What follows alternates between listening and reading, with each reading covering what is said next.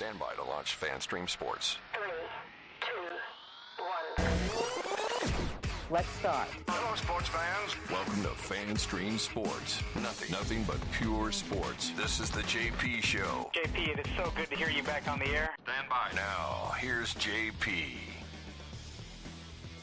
All right, welcome into a Monday edition of the JP Peterson Show. Man, another great weekend. Hope you had a great Mother's Day. Hope you celebrated your mother, your wife, anybody else that gets celebrated on Mother's Day. Nick Geddes is in here with me this morning. He's got great Mother's Day stories to share today. Yeah, what a weekend. How are you, partner? I'm doing great. I'm playing. I want to let everybody know the commitment that I'm making to this show. I'm playing hurt today. Are you? You don't seem to be hurt. I'm playing hurt today. Well, I got up at I've been up since 5, and I was just sort of like, and I got here. I beat you. That hurts me. I beat you here today. Yeah, because I got bored. Quite frankly, I was like, I might as well just go early.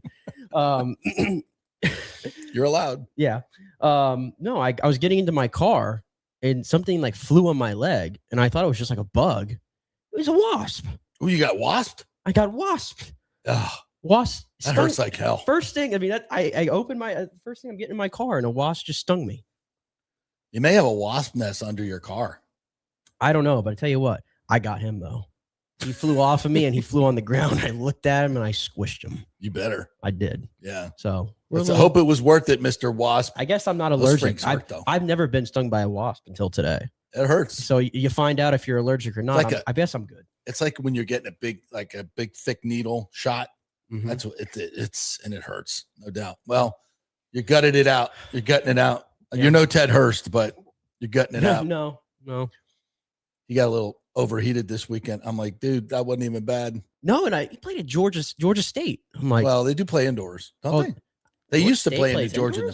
No, you know what? I think they bought the old Brave Stadium and now they have to play outdoors. Yeah, but for a long time they played indoors at the Georgia Dome. And he's from Georgia. He played at Valdosta. Valdosta's hotter than here. I tell you what, though, freaking awful. It was this week. South Georgia. I was outside more this week than I've been in a long time, which is probably sad. But it was bacon this week. Yeah, it was hot. It was no. Well, I took the lovely Ashley for Mother's Day to a petting farm. A petting farm. I did actually see that on Instagram.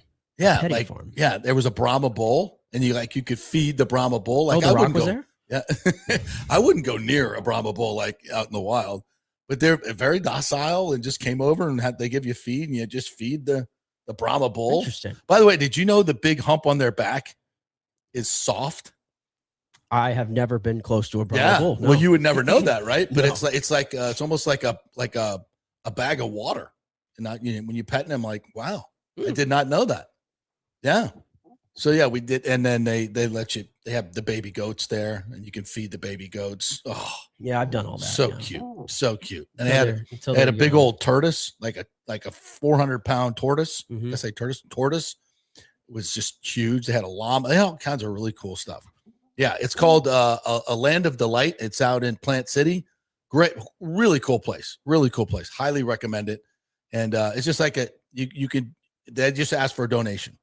The suggested donation is $10 per person.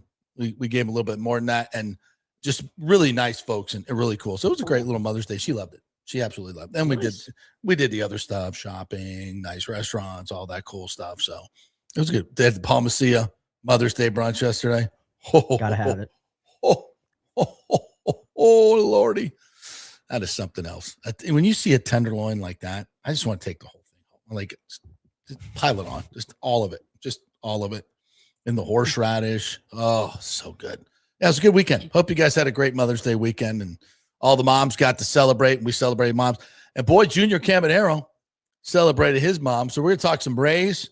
We got lots of Bucs stuff to get to. Maybe we'll do a little lightning. I got some NBA stuff in here. USF softball. The UCF commencement speech is a very interesting thing. And we'll get into a little stadium stuff as well. Because, when Nick comes in, he's got to catch up from the week before and get all the other stuff. So we get to do all that stuff. And, of course, your comments. We'll get to all of your comments. We really appreciate you guys jumping in already. We got tons of comments, and we'll get to all of them today. So that's a big show. It's a big fun show, right? Yeah. Monday shows are always packed. Yeah, always absolutely. packed. So away we go. First and foremost, the Rays are good. This just in. Yes. Best record in baseball. Did you have that? I didn't have Best that. record in the American League. In the American League. That's right. Braves are better. Shout out to the Yankees for getting swept this weekend. Yeah. That's good. Yeah. Yeah. And we'll get into this a little bit, but there's some people out there that are saying this is unsustainable. And there's some numbers to suggest that might be true. And I don't know. I think it might be different than that. We'll debate that a little bit. But first, the game yesterday is they win 4-1. They take 2 out of 3 from the Red Sox. Saturday's game was rained out. They'll make that up as a doubleheader first day after the All-Star break. But another incredible start by Nick Martinez, who is just an absolute Charlie Morton-esque bulldog. Mm-hmm. The way he comes after you, mixes his pitches, fills up the strike zone. The changeup is absolutely devastating. Sometimes you get like last night. I watched the game on replay last night late, so I could just. And I don't like doing the condensed game. I want to see the whole thing because now with baseball, and the fast forward, you can watch an entire game in about an hour, and maybe even less. You can watch the entire game, hear all the commentary and everything in about an hour. It's absolutely fantastic. I love the pace of the game, man. I wish they would have done this years and years ago. So give Rob Manfred a big attaboy for that. That's the biggest change in baseball, and it is absolutely – and the ratings are up 44%. And we were talking about this last week, and I'm like, why? Why? Because you turn on a game now and watch it compared to maybe 5 years ago, it's a different sport. It's almost a completely different sport. It's full of action. There was a time in baseball, there was strikeout, walk, grab your crotch, fix your gloves. Pick your nose, like all on my time. Yeah. No. And it's a good balance because during the regular season, it's like we get in, we get out when it comes to games. And then in the postseason, things kind of slow down a little bit and those moments breathe a little bit. Which is okay, which we want for playoff baseball. So that's fine. But the pace of the game is just fantastic. When you got a pitcher like Nick Martinez just filling up the strike zone. I love it. And now the way the Rays play yesterday, Cedric Mullins with another sacrifice bunt for a run, RBI. I'm glad he can do that. Yeah. Can't do much else. Just have him bunt every time he gets up offensively. He's playing good defensively, but man, he plays a lot for being so shitty offensively. No, literally he plays a lot. He's hitting. I hate to even start on him because he's the worst part of the team, but he's hitting 148 and there's a 202 on base. Yeah. 202? That's really bad. That's crazy. That's really Taylor bad. Walls is on base for perspective is 301. That's a lot better. And that's a lot better. That's the second lowest on the team. But and then Chandler Simpson with a little chopper that Trevor Story butchers, leads to another run. Fortes running first to third. Everything they're doing is this small ball thing. And of course, you start off the game with Caminero hitting one out literally off his shoe tops. And I couldn't believe after the game, he said he was looking fastball. Peyton Tolly's pumping it in there at 98 miles an hour, 6'6", 250. By the way, with one of those most punchable faces that you'll ever get, right? Just annoying. I don't know, just annoying watching that guy work. But anyway, big dude, grunts every time he throws the fastball, or every pitch, I guess. And he throws him a nasty slider down and in that Caminero misses to go 0-2. And then he's going to waste the pitch, throws another one even further down and in, and freaking Caminero literally lifts it off his shoe top. It was a little over a foot and 3 inches, I think, because they measure these things now, off the ground, and golfs it over the green monster, 404 feet, 105 off the bat. And Peyton Tolly just he looks at him like, how the fuck did you just do that? Yeah, those aren't supposed to go out. No. Especially out of the entire, that thing went into the street of Boston. Out to the cask and flag, I think they call it over there. Yeah. The bar. Yeah. Yeah, those don't get hit for homers. It's 105 off the bat. He's literally trying to waste an 0-2. Yeah. And it ends up over the wall. And Caminero said he was sitting fastball. Yeah. You could tell too. He was out in front. But how do you're waiting on a S97, which he's probably waiting on it up and away. Mm-hmm. And he goes down and he gets a pitch down and in and he golfs it out. He makes that adjustment. He's just a freak.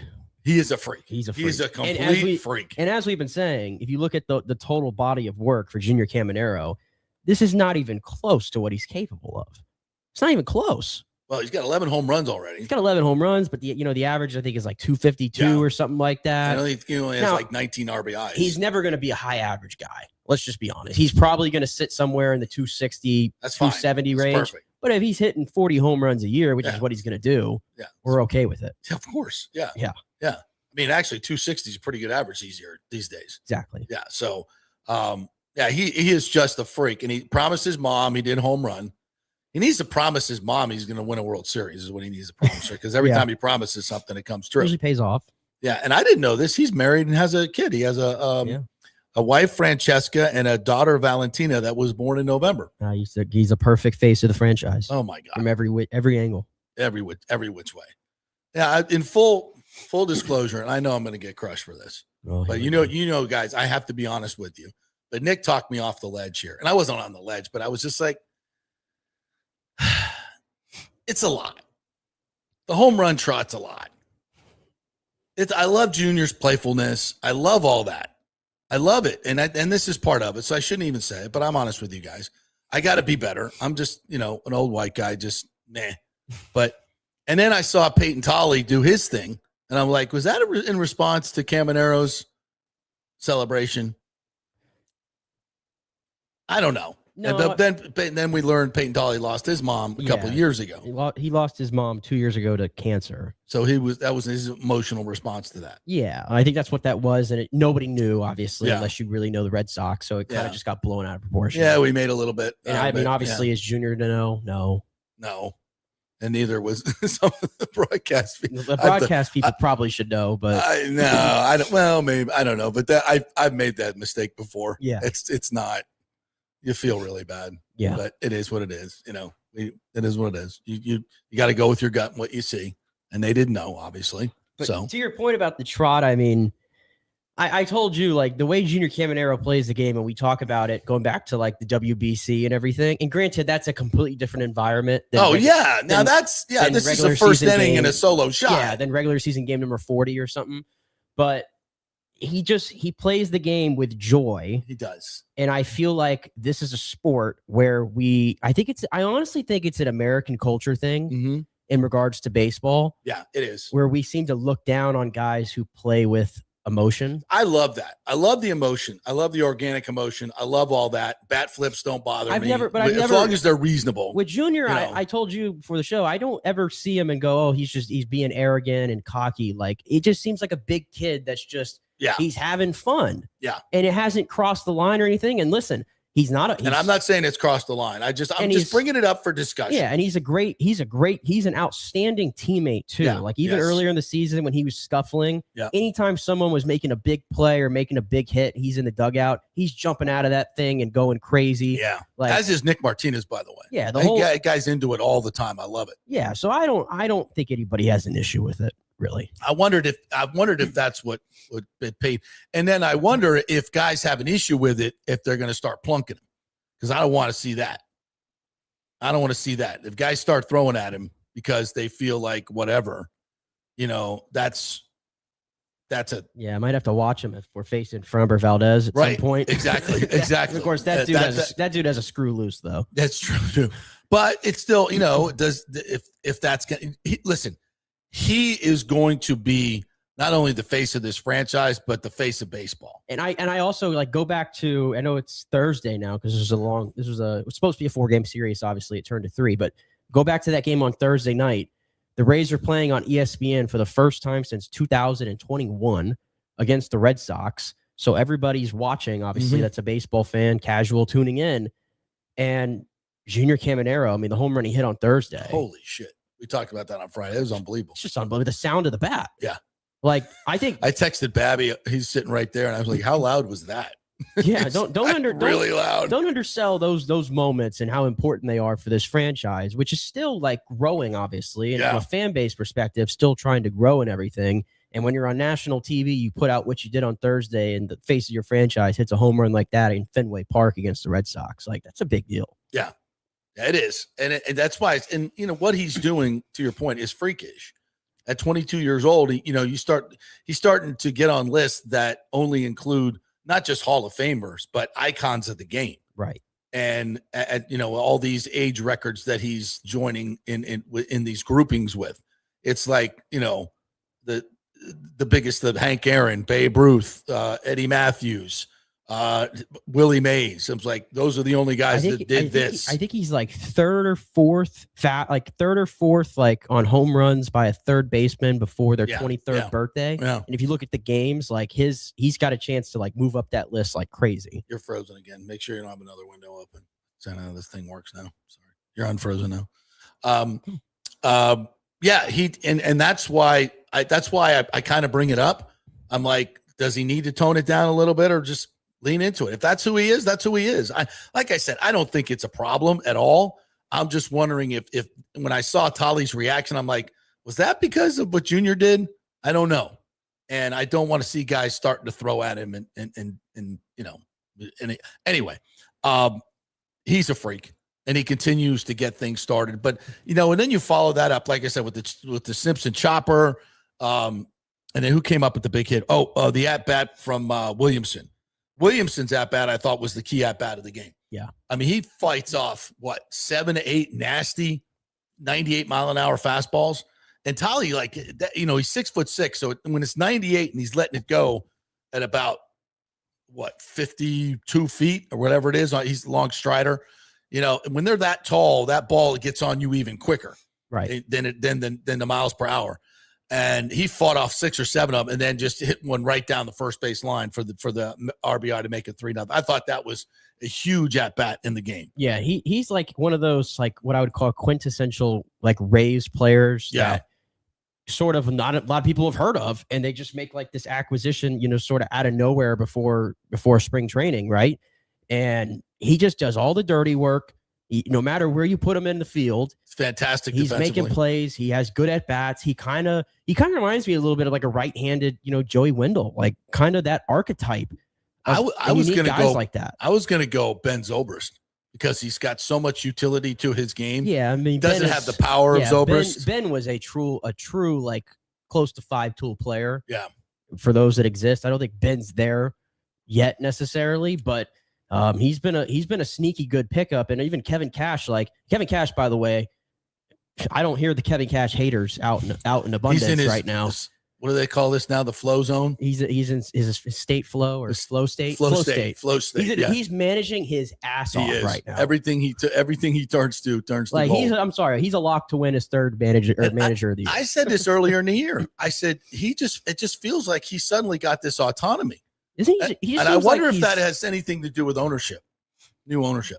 I don't know. I just feel like too, like the last couple years, I don't think he didn't have necessarily the roster to like. I feel like that played, I guess, to his strength as a manager. Like he couldn't play like all these crazy matchups like he wanted to. There were a lot of holes in those Rays roster. We thought this one had some holes to it too, but he just seems to be re-energized. Well, when you're playing small ball, you got to move a lot. You got to put on, first and third bunts. Yes. You got to have guys moving, hitting runs. You got to do when small ball. And that's kind of the argument right now is I saw a stat. Somebody said that what the Rays are doing is not sustainable because they only have like 41 barrels, whatever that means. And that's far and away the worst in baseball. The Giants are second worst and the Giants can't hit a lick, but the Rays are scoring runs, but they're not doing it barreling up the baseball, which is fine. As long as you score the runs. Right. And so my retort to that is, well, it's small ball. You're not going to barrel up a lot because if you're bunting, significant. How many times are they bunting? 3-4 times a game? I mean, those are opportunities that you don't have to barrel up the ball. And you've got guys like Chandler Simpson that's not trying to barrel up the ball. And so that's not what they're trying to do. That's not how they're scoring runs. So I would say normally that's a stat that could, predict wins and losses. But if that's not what you're trying to do, it's not your style of baseball, then I think the stat's kind of meaningless. And I think a lot of the stats that people are looking at to say this is unsustainable because small ball hasn't been done successfully, as Big O kind of talks about, since like the 80s and the Cardinals. It's been a long time. Mm-hmm. And so these new stats that everybody uses to predict success and wins and losses, I don't think they factor in small ball. Like, I don't think those algorithms have existed without this type of baseball being played. Leadoff hitters that are just meant to get on and steal bases. Like, that's the 1980s, which I love that baseball, by the way. And so I think what the Rays are doing is so unique in that it is a throwback, but it's unique to the modern game.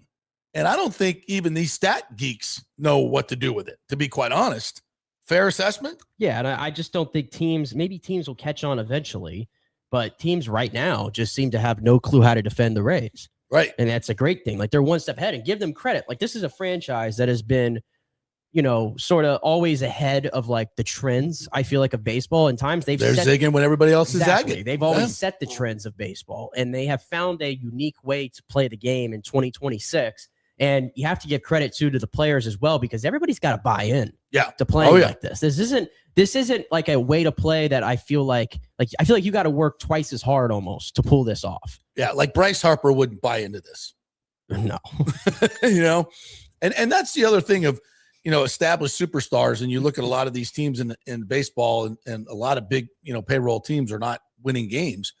Look at the Giants and some of the wasted contracts that they put out. So I think, and that's part of it. When you pay guys big money, they play the way they play. Yeah, and the people who are, and that's what you're paying them to do. And the people who are tearing down the Rays and saying that it's not sustainable and everything, it's all.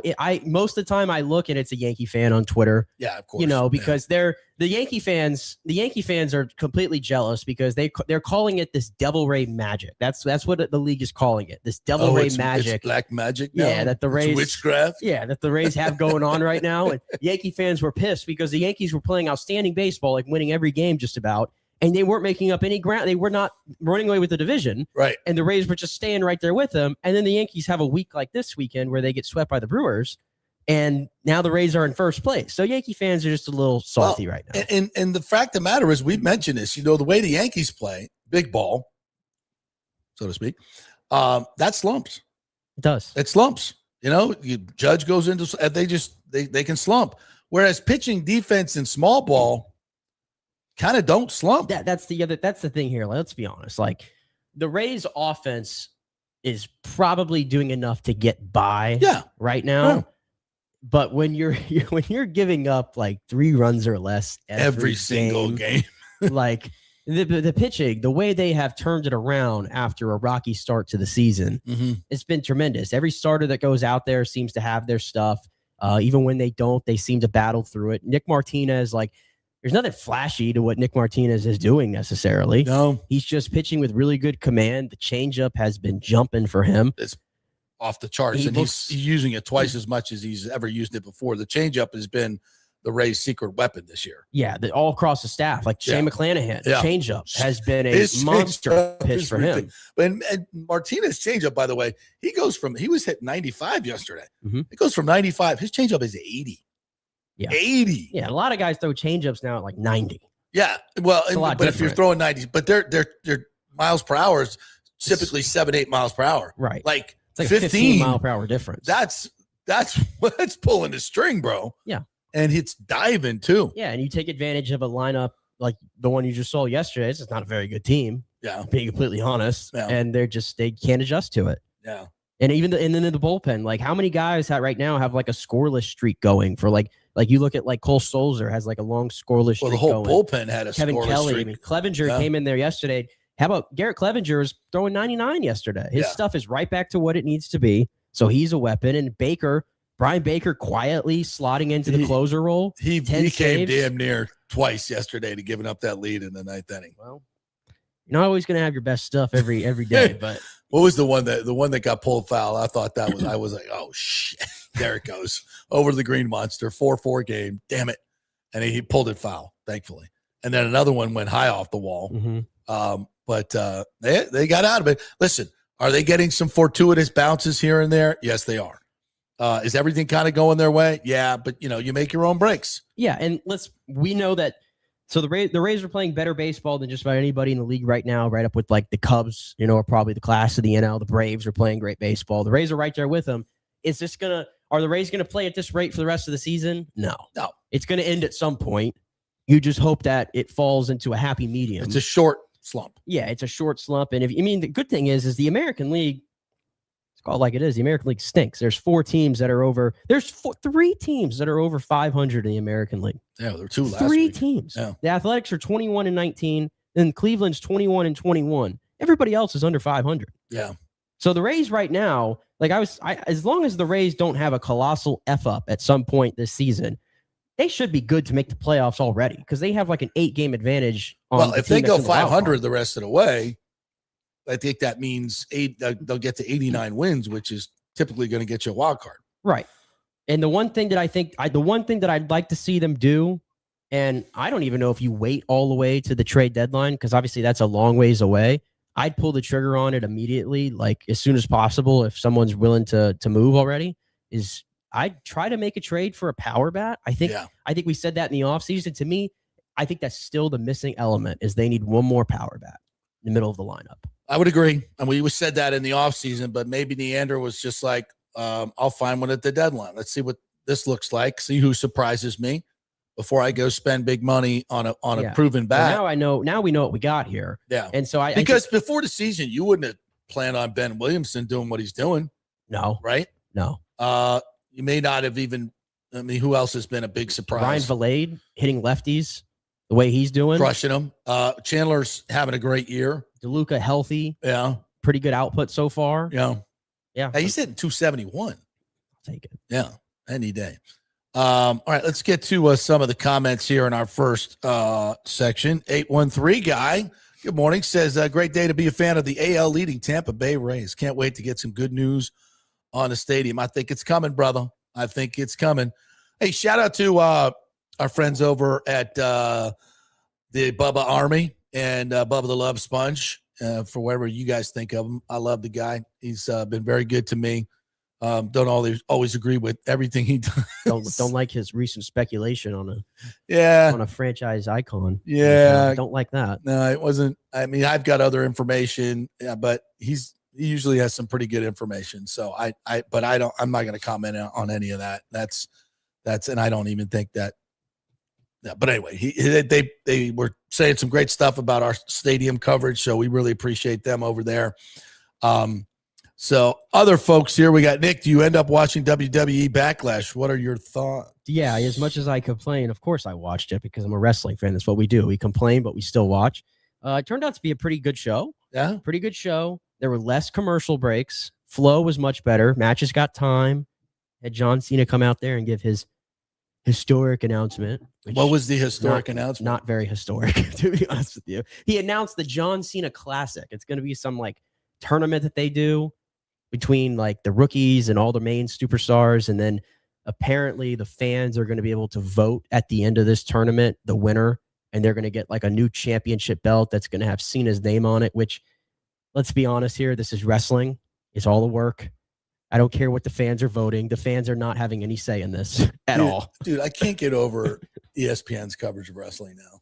Oh, it was, again, this week for this is a B-level pay-per-view is what they call these. These are the minor pay-per-views, basically. And the coverage all week, again, it's too much. I think this goes for journalism in general. We have gone so far over the line to whatever makes ratings work. We're going to do it. It doesn't, there's no integrity. There's no journalistic ethics. It's just all driven by whatever gets ratings. So we clickbait the hell out of everybody and everything is salacious. And, we were talking before the show about the Vrabel Rossini thing. It's although I don't think ESPN's really covered much of it, but everybody else has. They've tried to avoid it at all costs. I don't care. I never cared about this whole story, and I still wish it would go away, to be honest with you. But I mean, people are talking about him not coaching this year. Listen, I find, infidelity is not a good thing. I'm not a fan. No, and Bob Kraft should know that. Yeah, it screws up a lot of worlds. I'm not saying it's okay, but I'm a realist. And I understand how prevalent it is in our society. And if people start losing their jobs for it, well, then nobody's going to be worried. The whole damn league's going away. I mean, if we're going to be honest, You think the players are not dabbling in that? I mean, what are we doing here? I don't know. No, should reporters be sleeping with sources? No. No. No. I hate to say it, but like, no. It is true. Like, it's a different situation for her completely. Yeah, than it is it's for much him. more on her. Well, I don't want to put, and it's not screwing with your family. That's not cool either. And if he was giving her stories because she was giving him whatever, that none of that is okay. But also it's like, I think we've just really blown this out of proportion. It's two people cheating at this point, and it happens all the freaking time. I don't like it personally. Right. Not my thing. But listen, it is kind of funny. People have open marriages and things like that. Not my thing. It is kind of Ashley, funny though. Not my thing. It's like all these photos that, like, the recent photo over the weekend was them on a boat together. Like the fact, like, the story came out like, oh, Mike Vrabel and Deanna Rossini were on a boat together while she was 2 months pregnant, and then it's like the day later we actually get the photo and video proof. Like, who's putting these photos out? It's conspiracy theories. I think it's Diana's husband who's putting these all out. Was he there? Is he the cuck? Like, what are we doing? I have no idea. It is so above like my pay grade, but I'm at this point. The other fascinating thing too is like Vrabel was like essentially owning up to it and admitting it. Like, yeah, I did it. I screwed up. Sorry, guys. I'll try to be better. Diana Rossini has just like gone into hiding, and she will not admit anything. Well, she doesn't need to be in hiding because every one of her interviews from the last 5 years are being played ad nauseum everywhere. It's crazy. Yeah. I'm just shocked we didn't pick up on it earlier. She doesn't like her husband. Apparently. JSA13 also says the filthy Philadelphia 76ers were bounced from the playoffs. They look weak against the Knicks. The NBA is weird, but I did want to talk a little bit about, congrats to the Knicks. When the Knicks are good, I guess that's kind of fun. It's good for basketball. It's good for basketball, I think it's fun. Right? Yeah. It's the one New York team that I'll allow to have success. Yeah, right? I think that's fine. And they got a lot of likable guys. I love Jalen Brunson. Love him. He's just like, he's not, I don't know, superstar is a word that gets thrown out a lot. Yeah. We call everybody a superstar in the NBA now. Yeah, but he's a super likable guy. Yeah, he's a super Every time he does guy. an interview, I'm like, I love that They guy. play a great brand of basketball. I love the way he plays. Yeah. And I love that he's like not like he doesn't look like a star. No. So it's like from a regular fan standpoint, I feel like we could buy into that. Yeah, big time. So I'm okay with that part about it. But Wembyana, I don't know if you guys saw this, but Wemby elbowed the shiz out of who was it? Forgot his name. Somebody on Minnesota. And it was intentional because he was just getting absolutely slapped and banged.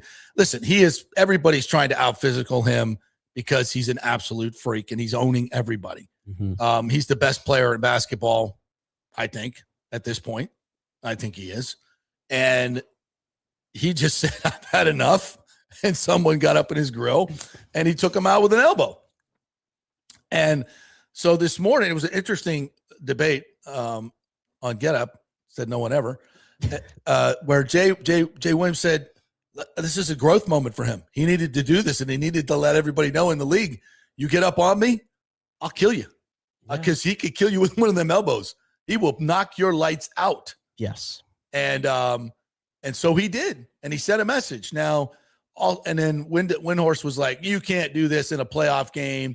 You've got to have composure, and you can't take yourself out of a game when you're playing. You're too important. He might get suspended.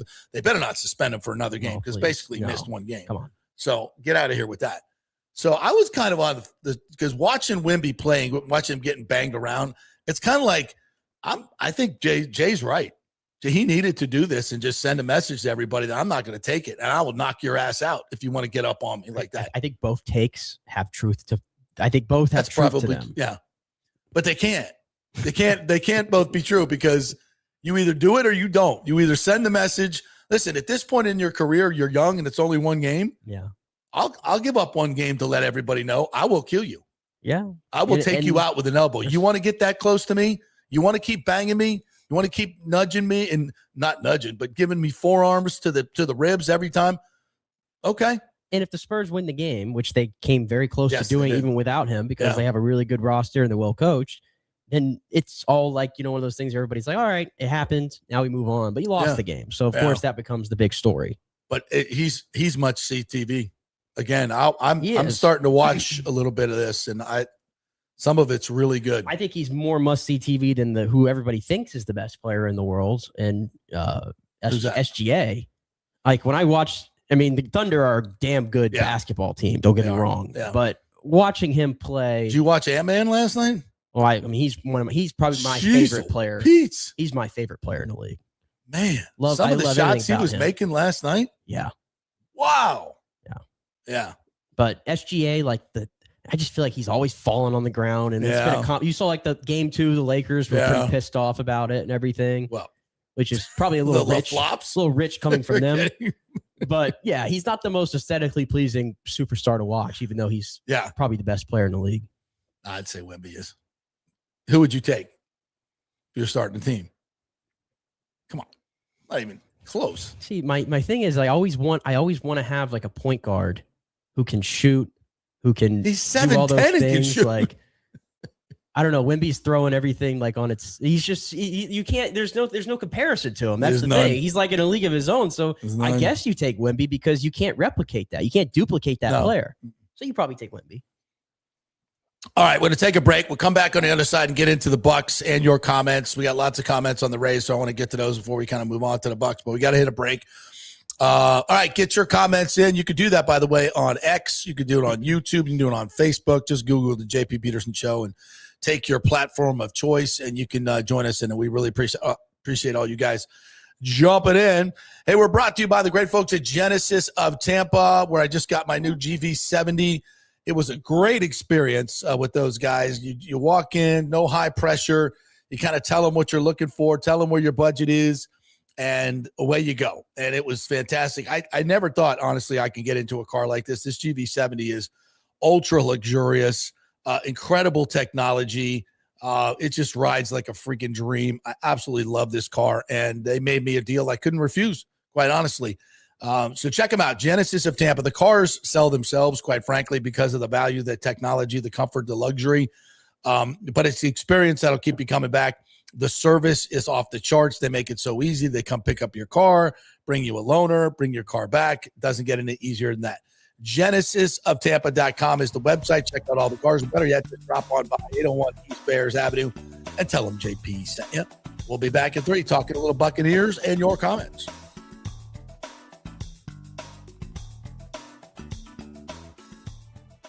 Pitch Roofing believes giving back is part of doing business the right way. That's why they proudly offer exclusive discounts to those who gave the most to our communities, including veterans, first responders, seniors, and teachers. And for listeners of the JP Peterson Show, there's even more good news. Pitch Roofing is now offering a special discount just for fans of the show. With so many roofing companies coming and going in Florida, it's important to choose a contractor you can count on long after the job is done, especially when it comes to honoring your warranty. Pitch Roofing is built for the long haul with a reputation for quality, transparency, and standing behind their work. Whether it's a repair or a full replacement, their team delivers honest guidance, quality workmanship, and no high-pressure sales. Call 727-67-PITCH, 727-677-4824, or visit pitchroofing.com to schedule a free estimate. Pitch Roofing, roofing done right. As the Rays enjoy being back in their Tropicana Field home this season that was ravaged by Hurricane Milton, Italiano Insurance wants to remind us all how important it is to be properly insured. 40% of you are underinsured. That can mean financial disaster. Let the experienced and friendly agents at Italiano shop your policies for the best price and the right coverage. Italiano saved me over $1,000 on our auto insurance last year, over $500 on our homeowners insurance. They can do the same for you. That's a grand slam. Might as well get a double play by adding flood insurance and business insurance to your portfolio.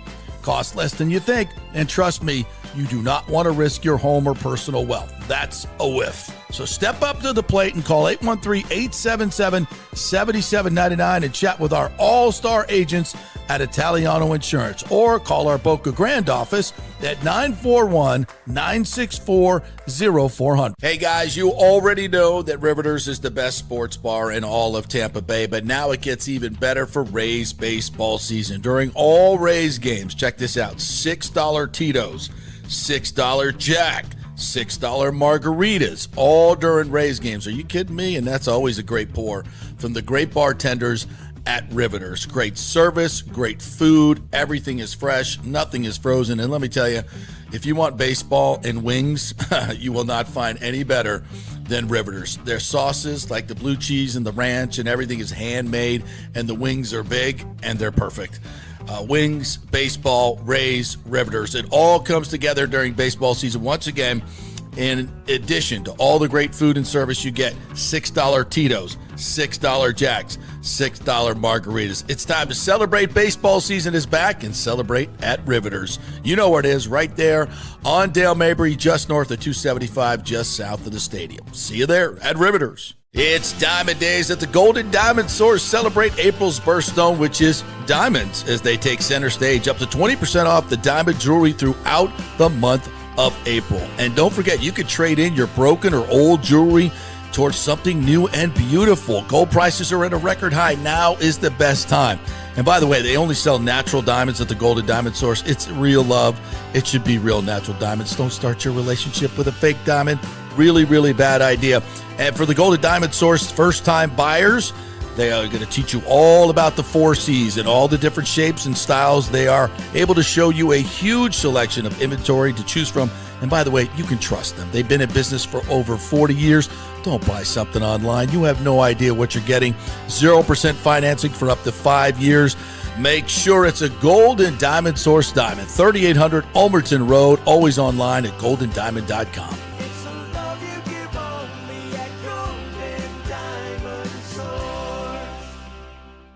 Hey, JP here for Genesis of Tampa and the Murphy Auto Group. I think the best way to experience a business is to use that business. And I just did at Genesis of Tampa. Just bought a GV70, a 2023, and it feels and drives all new.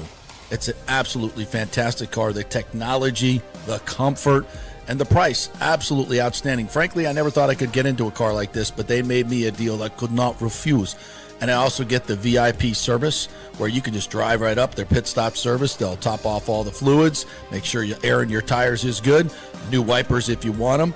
If you need extended service, they will come to you, bring you a courtesy car, and then bring your car back. What more do you want? The experience was just VIP all the way. And you can get that at Genesis of Tampa. And don't forget, you can get extended warranty, which I did. So I have worry-free miles up to 100,000, and all they do is just take it in. Actually, I don't have to take it in. They come to me. It's perfect. It's Genesis of Tampa right there, 801 East Bears Avenue, right off of 275. Go see them and tell them JP sent you. Let's go. Right now, back to the show on FanStream Sports. All right, welcome back to the JP Peterson Show here on this Monday, along with Nick Geddes. Appreciate you guys jumping in here. Appreciate the great folks at Italiano Insurance. That's the place that does all the work, and you save all the money.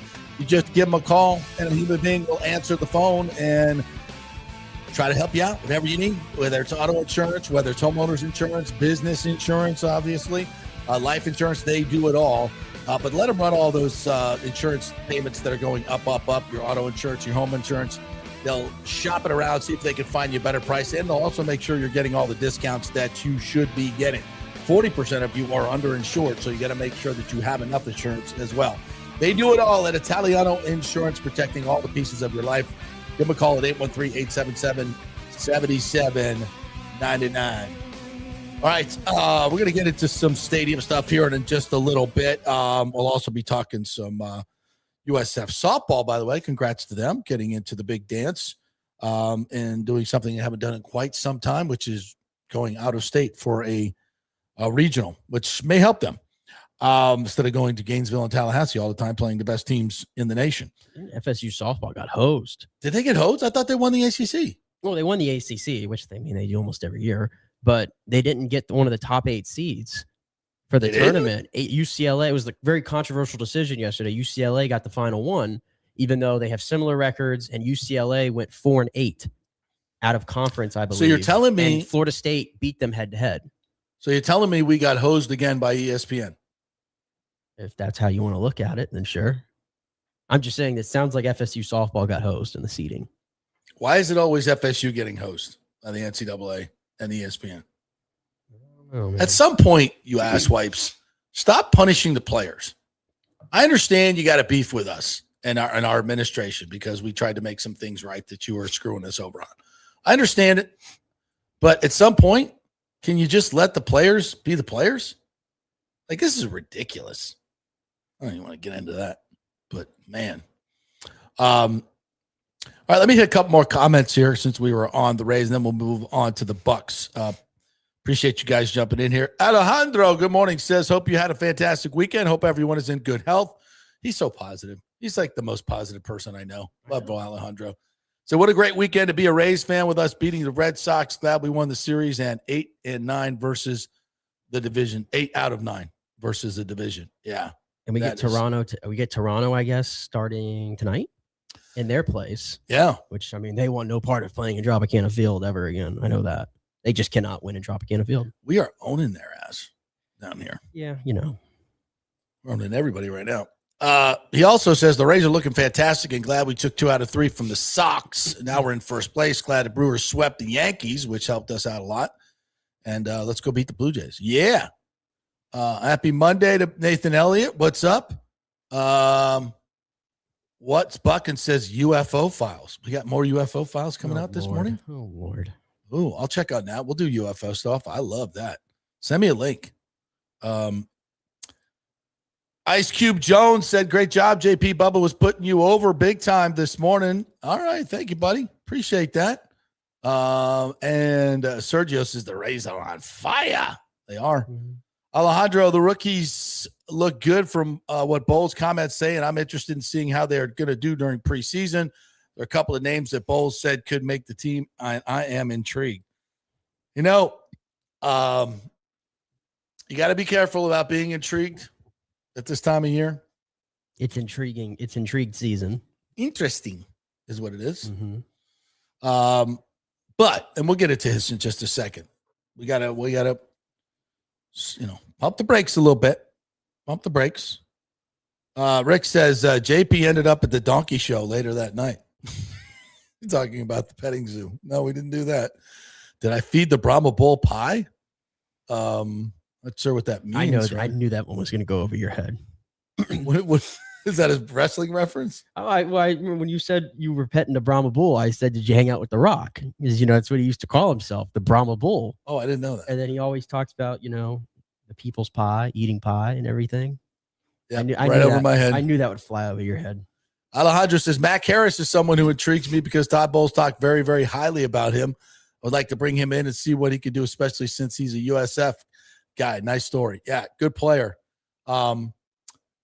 It is a great opportunity for a lot of these cats to get. It's a hell of a position group. If you want to make that one is probably the one that you have the best shot at. What, linebacker? Oh yeah. But I mean, that said, we did spend money on guys. You spent money. You're not cutting them. You spent money on one guy. Well, you're not cutting Roseboom. You spent a little bit. Are you kidding me? I'd cut Roseboom right now. I don't want to see him. I don't want to see him in a Bucs practice jersey. Get him out of here. I don't disagree. Terrible. But I'm sure he's a nice guy, but he is not a good football player. Yeah. Sorry. That was one of the ones where I'm like, really? That's what we're doing now? Brought back John Panthers. Scraps. Didn't John Bullock did something on John Bullock was on my what list because didn't he get some stupid penalty last year on special teams? Yeah, really dumb. And then he got cut right after, and they brought him right back. Lottie says holiday weekends are a reminder that we no longer get the themed hats and jerseys.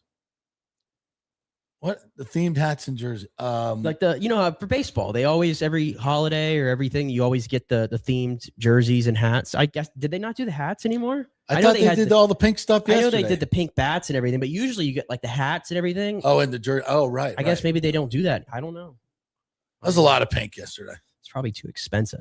We just can't make good product anymore. Baseball's print money. Fanatics, I hate you. Yeah, maybe let's just blame Fanatics. Yep. Kurt Thorison says this is an Armed Forces hat, 4th of July hat coming. Yeah, those are cool. Yeah, I do like the theme hats. I do that. Yeah, I think the Rays are doing some of those, right? Yeah, every team does it. I think we have the super chat here from Alex Nunn too. So I'll put his up. When ESPN screams this is Rays baseball, when bunting, etc., it's amazing. Yeah, I like that too. Like that. Alejandro says the Red Sox were acting like bitches the entire series. Like Tolly was cheering like they were winning after striking out Junior. Durant started to beef with Junior for no reason. Bitch, you suck. Sit down. Yeah, we were just Alejandro. Damn. We said you were too positive. You went to the dark side. I like edgy Alejandro. I do like edgy Alejandro. When you more of that? But his photo, he's like smiling at me, you know, and then he's putting that comment. Bitch, you suck. Sit down. Bring it. You eventually rub off on every listener. Eventually, we'll get a James Shields Cocoa Crisp thing going. Man, I don't know what I'm talking about. I would kill YouTube that. I would kill for one of those. I would kill for one. Can we bring? In fact, next time we play the Yankees, can we bring back some fire in this? I feel like the rivalry. We're too nice now. The rivalry just seems like it's a little flat. We got no one on either side that's willing to take is there hatred there like there was 6 years ago? Do we have a Johnny Gomes? I don't think we do. Do those guys exist in the league anymore? Nah. They're almost like the old goons in hockey. You know? The old Kyle Farnsworth, Johnny Gomes, like just intimidating guys. I just feel like in general, like around baseball, like you don't see as many brawls anymore. Yeah. Maybe it's because they hand out suspensions now like crazy, and maybe guys are more aware of it. Managers love to step in now anytime a player tries to get involved because obviously they don't want the player to do something stupid. I think guys are too worried about, their eye black and their the Kevin Kiermaier syndrome. All that stuff. There's a lot more primping maybe than there used to be.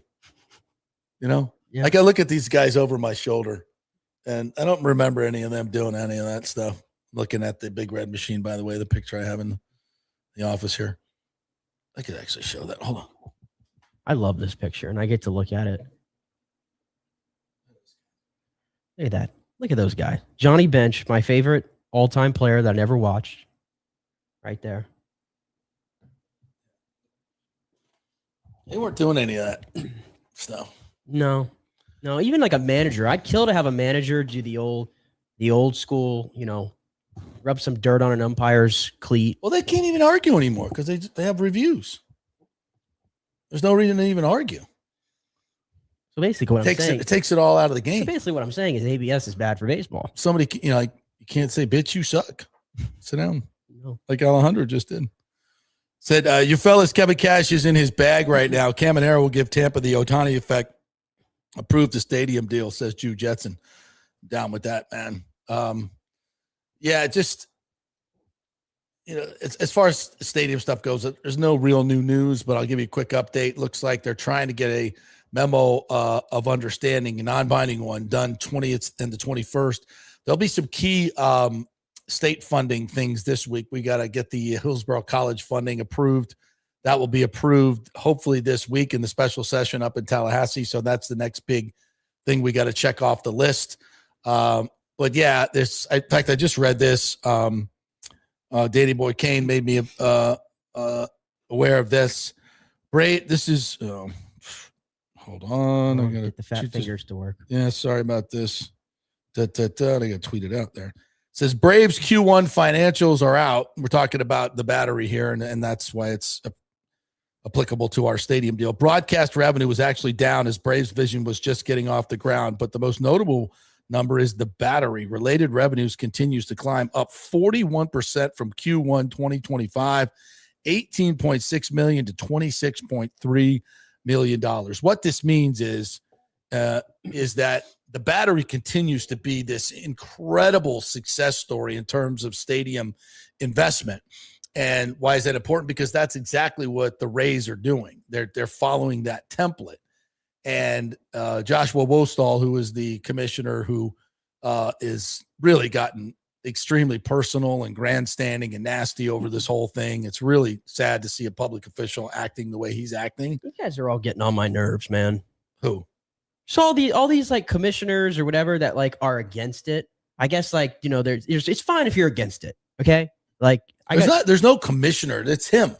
I mean, there's other people like Charlie's against it, but he's not being an immature. Let me say this too. And you probably know more about Charlie Miranda than I do. And from what I understand, is he born and raised in Tampa? Oh, he played for the Smokers. He was a baseball player. Yeah, that's what I thought. And I'm like, when he made he loves baseball, but he's just dead wrong. When he made that comment last week at the courthouse that you were at about how baseball doesn't work in the South. He said it doesn't sell or whatever.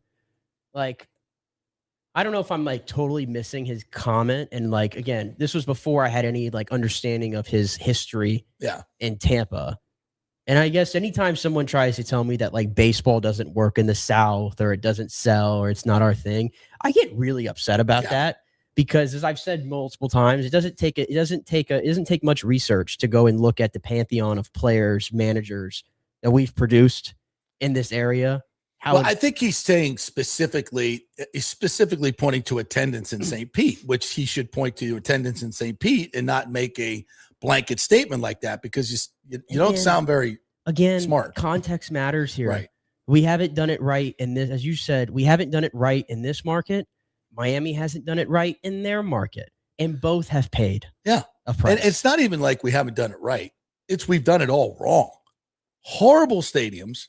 I mean, the Marlins have a nice stadium now, but they picked the worst location possible. I don't think anybody likes that thing, though. Yeah. I don't think people even think it's nice. I think a lot of people like it. The actual stadium, Big O loves it. He's been there many, many times. Of course, he played there. Actually, I don't really think he played. Did he play in that one? No, he didn't play in that one. But he played in the old baseball stadium, which was horrible. And they played there for 30 years? You know, it's terrible. Or an old football stadium. It's a football stadium. It's terrible. And it was in a terrible location. Just like this one is. This one's an even worse location, actually. Even worse location. And it's just, you can't, they've had unpopular owners, unpopular managers. That's also a flashy sports town. Yeah. Where people, the only way to get them to care is if you have a great product and superstars. And you have superstar players.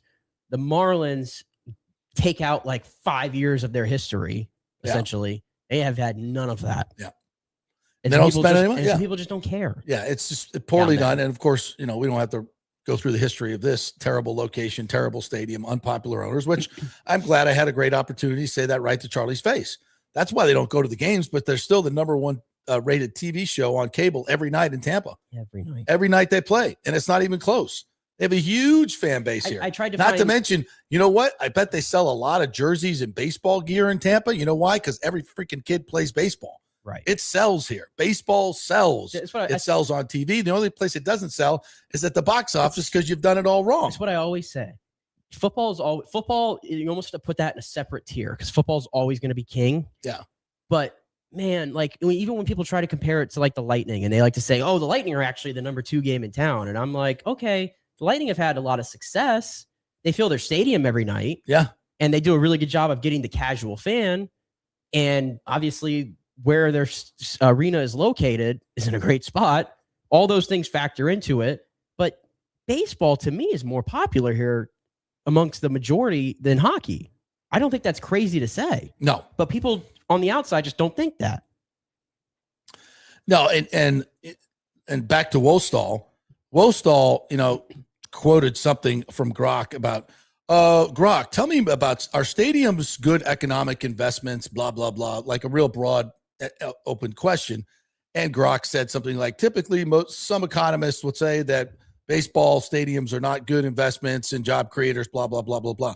But that's taking into consideration the hundreds of stadiums generated from, constructions from 1960 on. We're not talking about that. We're talking about a brand new concept, which is building a village and an entertainment center around the stadium and combining the two to make revenue and pay back the city and the county for what for what they're putting in. He used that little quip there from Grok and said, thanks, Grok. See, I told you.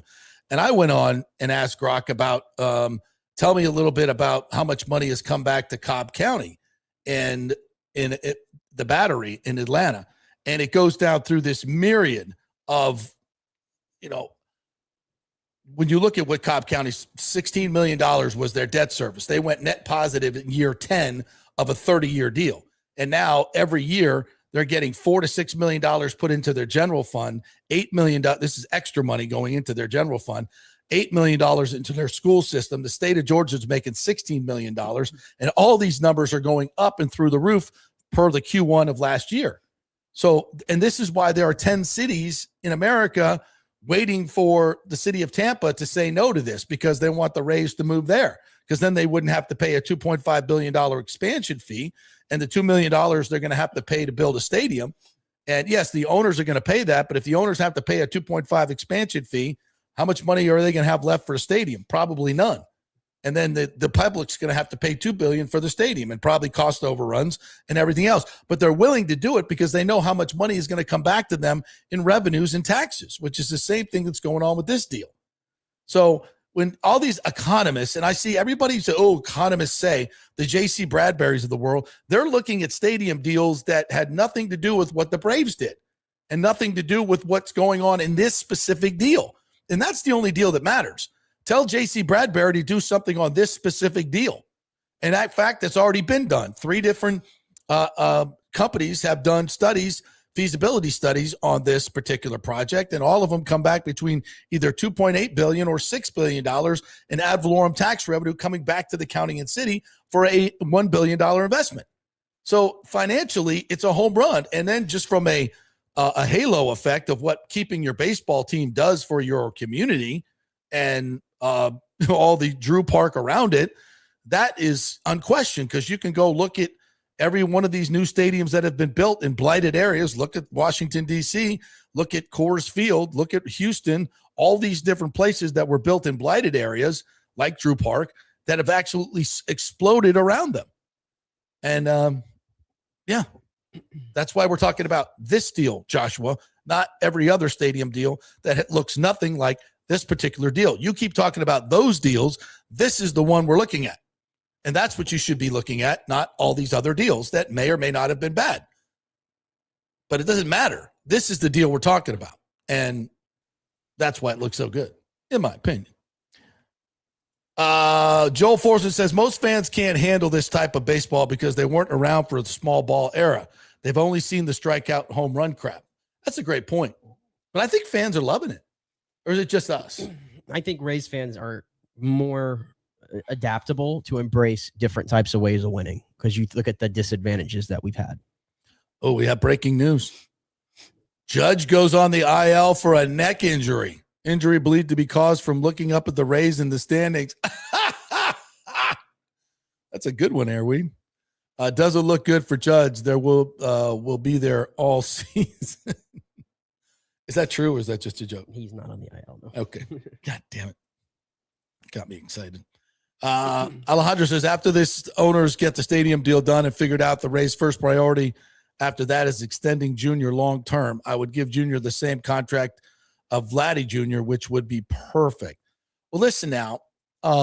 We got some time with Junior. We don't have to lock him up in the next year. We have him under control for what, 6 more years? Yeah. Now, I'm not saying we wait 6 years. That's not what I'm saying. But let's chill a little bit, because you don't want to get into anything too early. But don't forget, their baseball now has a compensation system. So if you have a great year, you get more money. Yeah, because of your production. You got to see what happens too with this incoming labor dispute. It's probably going to play a big role. Huge part. You do not want to be making any major deals like this before the labor deal is finished. Of course, I mean, you also have teams, they're giving players who haven't even gotten to the major leagues yet 8-year deals for $70 million or whatever. Like the Mariners did that with one of their top prospects. He hasn't even played yet in the majors. Yeah, you've seen teams take that route too. I think some teams are looking at this and saying it might be more expensive after this labor agreement.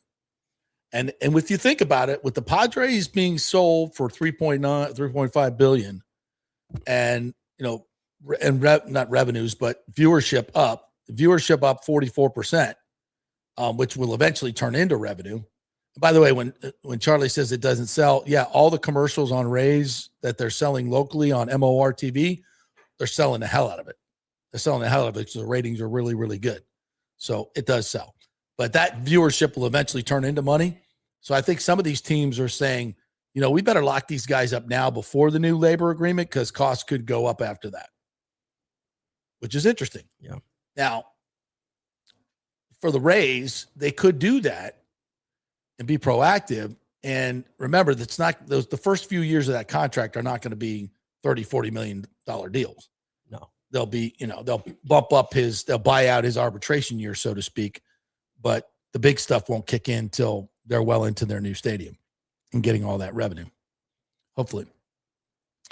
All right, let's we got to take another break. All right, yeah. I screwed that up. I was going to get into the Bucs, but we didn't, so I apologize. We will do that when we come back, and we'll bug off the Rays and head over to. We got some comments coming here on the Bucs as well. All right, so get your Bucs comments in.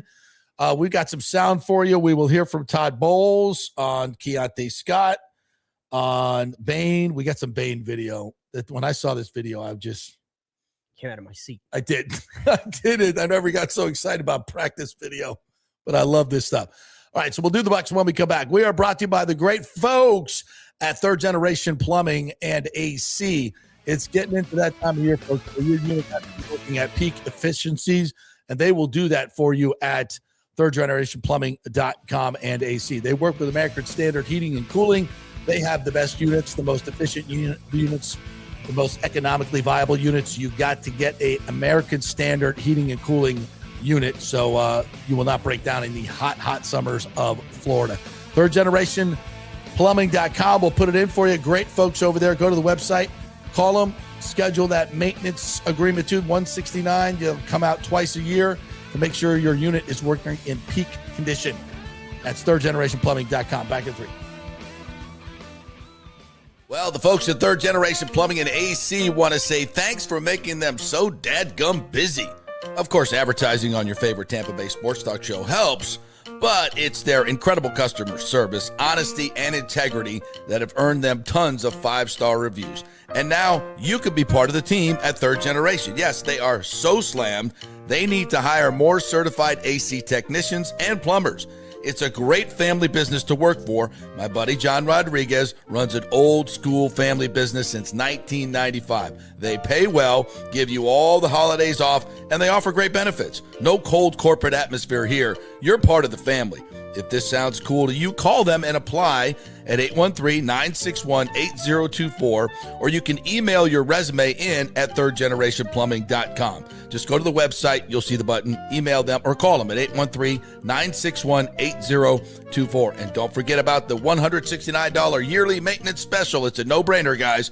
thirdgenerationplumbing.com, and they also do AC. Ciao, Paolo Tini here, owner of Caffè Paradiso, voted number 3 People's Choice Award on Open Table. I want to thank all our loyal family of customers that have been enjoying our great traditional Italian dishes we make from scratch every day. It's a great family story we're proud of. Our family moved from Rimini, Italy in 1984. My dad, Caesar, started Donatello, and that's where I got the start in the restaurant business. I started Caffè Paradiso on South McDill in 1995, and we've been there ever since. From our traditional ossobuco, a veal slow roast for 4 hours, to our daily fresh catch, the Gruppo Paradiso, with a piccata sauce and lobster claw meat, homemade pasta like lasagna, farfalle salchicha, which is a bow tie pasta homemade with fresh sausage. Hold on a minute, JP's favorite. I love it. So come and have a glass of wine with me on South McDill. Get a reservation on Open Table and see all our 5-star reviews. Ciao, see you soon at Paradiso.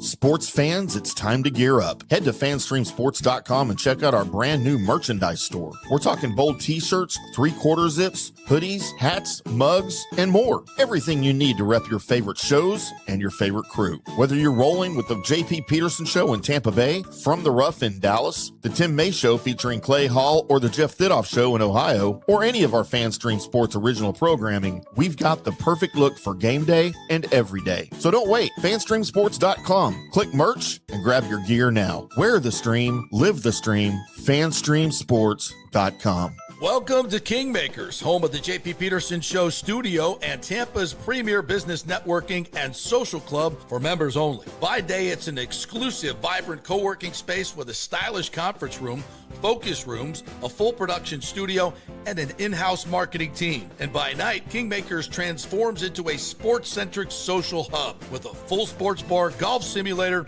and exclusive events. For young entrepreneurs and seasoned professionals, it's the perfect place to work hard, play hard, and make big moves in Midtown Tampa. Close the deal, celebrate the win. Only at Kingmakers. Become a member today at kingmakerstampa.com. Your business, your club. Hey, JP here for my concierge medical professional, Chris Lugo, PA. You've heard him on the show for a couple of years where he shares invaluable medical, nutritional, and supplement advice.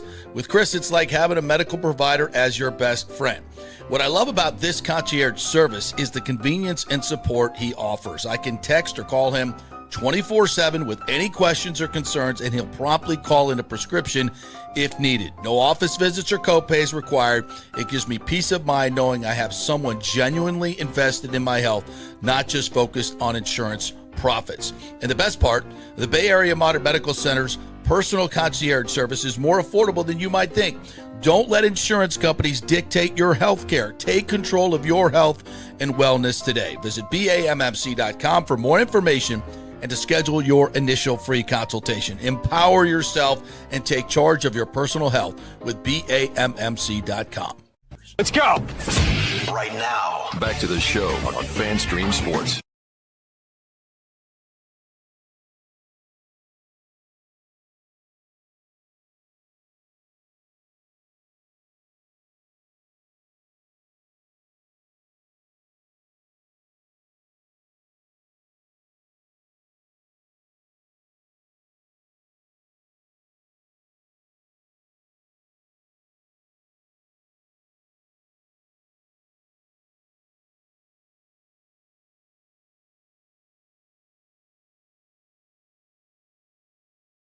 Therefore, the prime rib sandwich. I just get a hanker. The burgers are fantastic. I mean, the burgers are absolutely off the chain. So I go there for the food because I don't drink a lot anymore. But when I do, I like that hazy IPA. It's really, really good. But whatever you're going to a sports bar for, they have it there for you at Rivers. Unless you're going to get like luxury white tablecloth, preppy sports bars. You know the ones I'm talking about. That's what you're looking for. Riveters ain't that. So, but if you're looking for a real sports bar, that's the place to go. It's right there just north of 275, just south of the stadium there on Del Mabre. All right, let's do some Bucs. When I saw this Rueben Bain video that the Bucs put out, I was like, first of all, when you see guys, and here, full disclosure, guys, I did not go out to rookie minicamp because they had it on Friday. It started during the show, couldn't get out there. We had the Big O show to do. And on Saturday, I had Mother's Day duties, so couldn't make it out. So I apologize. So I'm going off all of the people I trust that watch a lot of stuff, guys over at Pewter Report, and got a lot of good video. And I'm watching the video of it, and the video doesn't do it justice in my words. That's why I like to get out there. But this video kind of did it justice. Do we have it? Yeah, we do. All right, let's pop this sucker up here. Rueben Bain doing the bad job.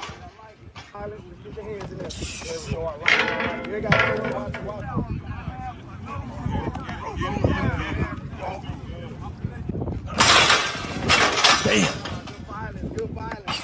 Good violence. There we go. There we go. There we go. Did he punch that guy in the back? I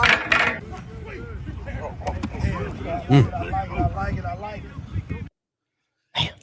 It's violent. It is violent. It's violent. And it's fast. And it's powerful. But his arms. His arms are too. Can't you see it in the video? His arms, man. You need 33-inch arms, not 31. How am I supposed to overlook his arms, man? He looks like a T-Rex. I would much rather have someone that looks like JTS out there, man. Oh, my God, yes. And take your shirt off. Yeah. Yeah, absolutely. What's this guy going to do? My God. Yeah, what a... I literally, I know, like, it's mini camp. We're just seeing clips and everything. It's May. I just don't remember the last time I had such a strong feeling about like a first round pick that the Bucs have had. Well, if you see him when he does that lifts that sled up, like not all guys do that. No. If we showed the whole clip of everybody else, you'd see him like hit that thing and it goes about half as high as he did. He takes the thing off the ground. Mm-hmm. He takes it off the ground, like almost turns it over. That is not normal. His explosion with his lower half and way he explodes up into the block with the hands. And by the way, it's just underwear. It's just a block. Okay, turn on the tape. He does the same thing on tape. To guys that are, I mean, you go look at, there's a, I think they're playing Ohio State, and there's a guard, and I went and looked him up. He was 345 pounds, and he was playing inside. And he went into him like that and lifted him up and tossed him aside like he was a rag doll. I was like, what the? And I went, it's like, that guy's 345 pounds. Yeah. Like, holy shit. This guy's 270, 265. His power is in his bend. Yeah. And when he ran the hump. Yeah. If you're a tackle, you're like, okay, if he comes at me and bull rushes me power, okay, I got to set. I got to get ready for that, because if not, he's going to make me look silly. So when you anchor down like that and you're ready for that, and he slaps your arm and bends and goes around you, I mean, that's why this guy is lethal. I'll just say it right now, just off of, again, haven't seen him play a down of football yet in the NFL, but in terms of just raw, pure talent for the position, nuance, all of it, I think he's probably the most polished guy the Bucs have had in their building since Simeon. I don't know. Is that too much? JPP? Is that too far? JPP was great for the Bucs. It was older. They got the 29, and it was still a damn good version, but it was a 29, 30-year-old version of JPP. Good point. I'm talking about, and just from a pure talent standpoint for the position, this to me is, and he's in the Simeon tier for this franchise. And to your point, they didn't draft Simeon or JPP. No, we're talking about as far as an edge rusher that we've drafted. Yeah, and they've had productive guys like Michael Bennett for the year that he went off here before he got paid. Shaq, obviously the all-time sack record. Yeah. But like those guys did not have the pure talent that Rueben Bain has for the position. No, I know. It's our strat. I go back to Gaines Adams, who was, may rest in peace, was a complete flop. Mm-hmm. But yeah, as far as edge rushers, we've drafted. We've never seen anything like this. No, we haven't.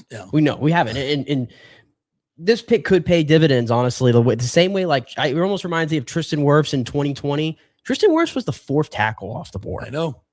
Fourth tackle off the board. And what was Rueben Bain, like the third or fourth pass rusher off the board? Yeah, I mean Reese, and even those guys. Reese, Bailey. Those weren't prototypical. Well, Bailey was a prototypical edge rushers, but this guy, he's something different, and you could tell he's got a chip on his shoulder. The way he talks, the way he walks, he's just different.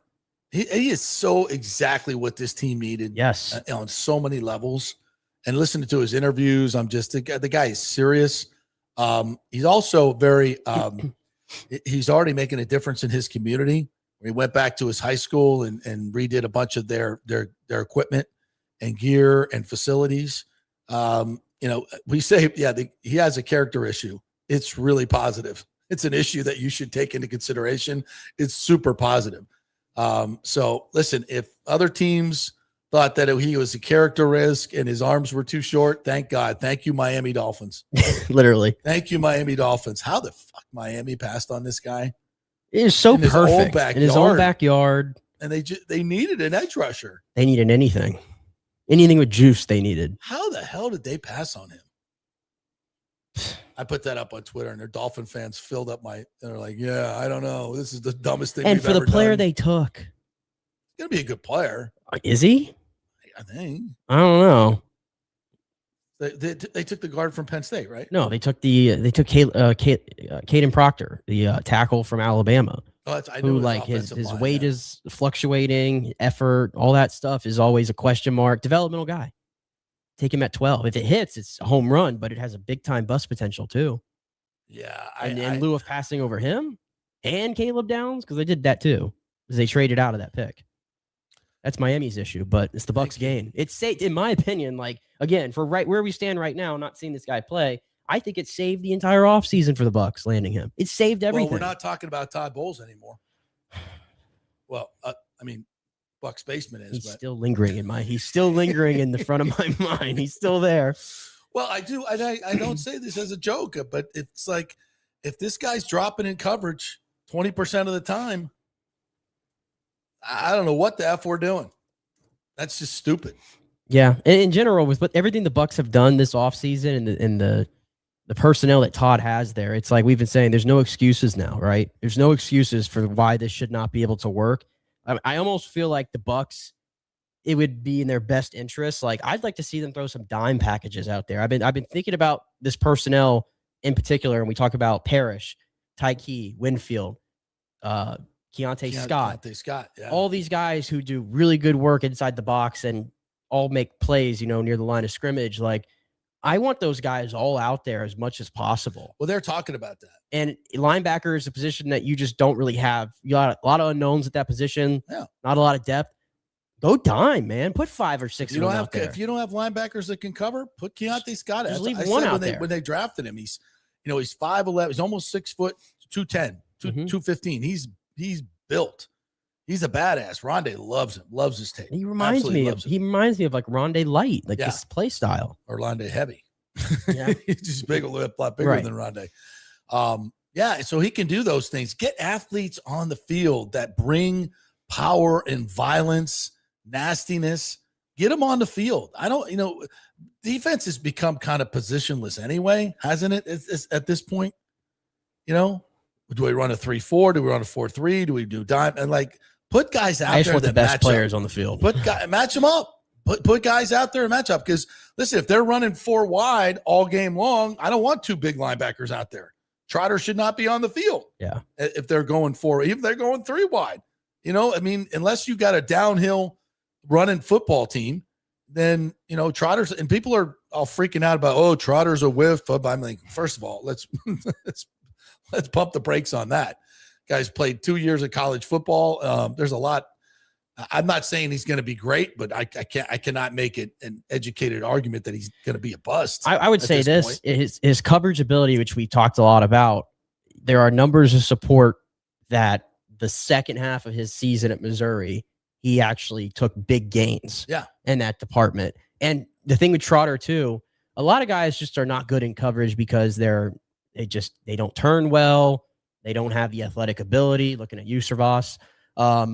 He's got the athletic ability to do it. And he's 20. Is he 21 yet, or is he still 20? But again, where have we ever developed a linebacker? That's the question. And who's teaching? Who's teaching him? So I mean, if he has the ability, great. But who's gonna form it up? He's a boomer bust. Yeah. He's very much boomer bust. All right, what else we got? We got some Hurst video. We got some sound here. We can Ted Hurst, by the way, 6'4", 4'4". I was watching some of the video of the routes he's running. He doesn't run crisp routes. He's not a really crisp route runner. Far from polished, but man, you cannot deny. When you watch his tape, which I watched a little bit of it this weekend, he high points the ball better than Mike did, to be quite honest. Mike was not great at high pointing balls. He was good, but he wasn't. I always thought he could be better. He used his body a lot more than he used his reach. Mm-hmm. Hurst uses his reach. Mike would kind of catch it near his head, not fully extended at times. This guy does a really good job of extending 6'4" and his reach up top. I'm not saying he's better than Mike. It's not what I'm saying. What I'm saying is, within the film I watched, he really high points the ball really, really well. Mike didn't have to because he knew his body was so big. He knew how to contort himself to make those catches. This guy already does a fantastic job of high pointing the ball. You could just see him make smaller defensive backs look silly at times. Now, it's going to be a little tougher. He's going to have to, be a little bit more physical than he was in college, but he's got the ability and then just running away from people. That's the element, the yak ability. Yeah. The yak, if you're looking at him as like a 1-for-1 replacement for Mike, probably silly to have that discussion right now. Yeah, that's going to take a while. It's going to take a while. It's going to take a while. He does that. He has that extra gear when he gets the ball in his hands. Off the line, I would probably say off the line of scrimmage, he doesn't have the greatest first step, but once he gets going, he'll run away from people. Yeah. Randy's very comfortable with the ball in his hands too once he gets it. And he makes catches in traffic. Mm-hmm. That which was important to see that on the tape. Playing on a horrible football team. Yeah. God awful. And still had 2,000 yards and 15 He dominated. touchdowns. He did what he needed to do. So let's listen to him here. Quick little soundbite talking about what he brings to the Bucs. I just say I bring value. Whether it's going to be on special teams or whether it's going to be on the field making plays, I'm going to show up every time. It's asked to. And, some things I want to work on is just, being detailed. It's a very detail-oriented game, and I learned that yesterday. Just running through routes, you have to be in a specific spot, a specific place. You know, just small things can make you more open or can open up another lane for another guy. You know, I liked a lot of things that he said in his interview, watching his interviews. He talked about his faith a lot. That's a very important part of it. He talked about his family a lot, how his brother kind of showed him the way. He wants to show the way for his brother. He's got a lot of loyalty to family. I like the character that he exuded. He stayed loyal to Georgia State by staying there. A lot of good stuff there. A lot of good stuff. He's not a me guy at all. He is not a me guy. If you look historically, Jason Light outside of the Deshaun Jackson, who was brought in outside of the building, the guys that they draft at that position are never the me guys. Yeah. So that's good. That's important in being a wide receiver, because we know what can happen in those situations. So I like that about him. I like the way he flows. Just looked really good. Yeah, he's not in a position where, like, I don't know what he's going to contribute this season unless there are mass injuries to that position, which have unfortunately happened the last couple of years. But you're probably asking him to be at best right now, like wide receiver 5. Yeah. Sprinkle him in. Yeah. Because the 4, the 3 are entrenched, obviously, with Godwin, Ibuka, and McMillan. And then I think Tez is going to get play too, because he just makes plays. Yeah, he just makes plays. So Ted Hurst doesn't have to play right now. No, he can just find his way. There's no pressure, and be good at what you do now and develop the rest of your game in time. And that's a good spot to be in for him. It's a really good spot to be in. Some of the other guys, Keontae Scott had a cast on, so he didn't do a lot this weekend because he had him and Capehart, I think, both dealing with lingering injuries from the end of the season. So he's got, but again, his tape is really, really good. And I direct you to the Rodney Barber show. He absolutely loves it. So go check that out.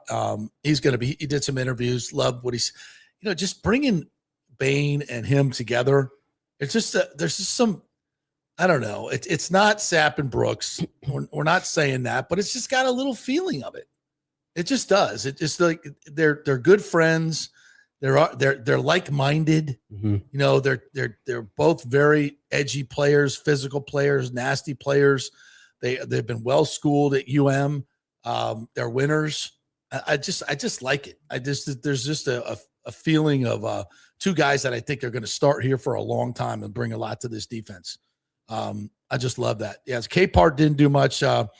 Bauer, the tight end, seems like a nice kid. I don't know how much we're getting out of a 7th round tight end. I think you're going to get more out of it than you think, to be honest. Yeah, I got to wait to see. Tight ends is one of those positions where you got to see how they block. It's usually a position that there's a longer learning curve. Yeah. In the NFL, there's a longer learning curve, but that position is going to be interesting because you got 5 guys, and the Bucs have always kept all 4 on the roster, whether it would be going back to Cade, Payne, Coe, and Devin Culp. Yeah. Now, usually Culp's been the odd man out on game day, but they've always kept 4 on the 53. So somebody's going away. I don't know who that's going to be, because they all bring a different type of subset. Payne, to me, is the guy that I would. He just doesn't do much for me. Like, I understand the value of Coe. Culp. Well, you can't keep Coe in. Like, Coe's not catching the ball. But Coe does special teams. Yeah. He blocks a little bit. He's a tone setter. Bottom line, no tight end in the league has played more snaps since 2023 than Cade Otton. He's played more snaps than any tight end in the league. And you probably got to find a solution to maybe even that out a little bit. I love the way Devin Culp catches the ball. Yeah, he's a guy I wish I could get more opportunity. Yeah. And I wonder what Zach Robinson's going to do with him. I like to see that. I don't think the last guy was very. I don't think he was a big fan. So anyway, we'll see how those guys work out. They did sign Yasir Holmes out of Tarleton State, an outside linebacker who a lot of people like. Small school kid. They did that, and they also signed Kadarius Callaway, a 5'11", 211-pound running back out of New Mexico State, because they really don't have a power back.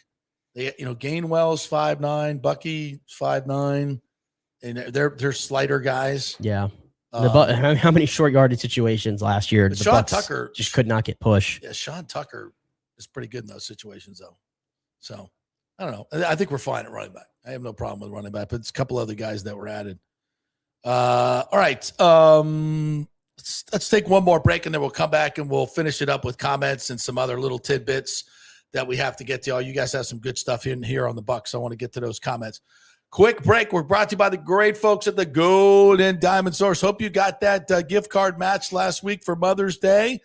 If you did not, or if you did, and the ladies, we got to go spend. This is the week to get those gift cards in and go to the Gold and Diamond Source and pick up some good stuff. Also, guys, they have an extended men's section now. Lots of baller watches if you're into that. They've got some pre-owned Rolexes there. Lots of good stuff for you guys as well. It's the Gold and Diamond Source. Always a great place for graduation gifts, which is a thing that's going on right now. Congrats to all you guys. By the way, we have a UCF graduation tidbit we might throw at you here, which is kind of interesting. Gold and Diamond Source, 3800 Overton Road. Always online at goldendiamond.com. Back in 3. Hey, JP here for Genesis of Tampa and the Murphy Auto Group. I think the best way to experience a business is to use that business. And I just did at Genesis of Tampa. Just bought a GV70, a 2023, and it feels and drives all new. It's an absolutely fantastic car. The technology, the comfort, and the price, absolutely outstanding. Frankly, I never thought I could get into a car like this, but they made me a deal I could not refuse. And I also get the VIP service where you can just drive right up, their pit stop service. They'll top off all the fluids, make sure your air in your tires is good, new wipers if you want them. If you need extended service, they will come to you, bring you a courtesy car, and then bring your car back. What more do you want? The experience was just VIP all the way. And you can get that at Genesis of Tampa. And don't forget, you can get extended warranty, which I did. So I have worry-free miles up to 100,000, and all they do is just take it in. Actually, I don't have to take it in. They come to me. It's perfect. It's Genesis of Tampa right there, 801 East Bears Avenue, right off of 275. Go see them and tell them JP sent you.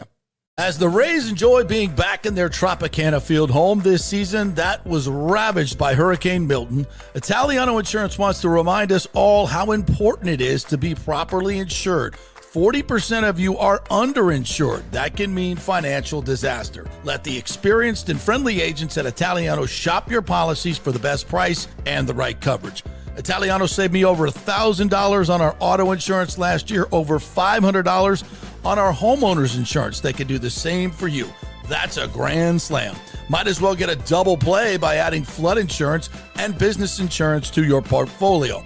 Cost less than you think, and trust me, you do not want to risk your home or personal wealth. That's a whiff. So step up to the plate and call 813-877-7799 and chat with our all-star agents at Italiano Insurance, or call our Boca Grande office at 941-964-0400. It's Diamond Days at the Golden Diamond Source. Celebrate April's birthstone, which is diamonds, as they take center stage. Up to 20% off the diamond jewelry throughout the month of April. And don't forget, you could trade in your broken or old jewelry towards something new and beautiful. Gold prices are at a record high. Now is the best time. And by the way, they only sell natural diamonds at the Golden Diamond Source. It's real love. It should be real natural diamonds. Don't start your relationship with a fake diamond. Really, really bad idea. And for the Golden Diamond Source first-time buyers, they are going to teach you all about the 4 C's and all the different shapes and styles. They are able to show you a huge selection of inventory to choose from. And by the way, you can trust them. They've been in business for over 40 years. Don't buy something online. You have no idea what you're getting. 0% financing for up to 5 years. Make sure it's a Golden Diamond Source diamond. 3800 Ulmerton Road. Always online at goldendiamond.com.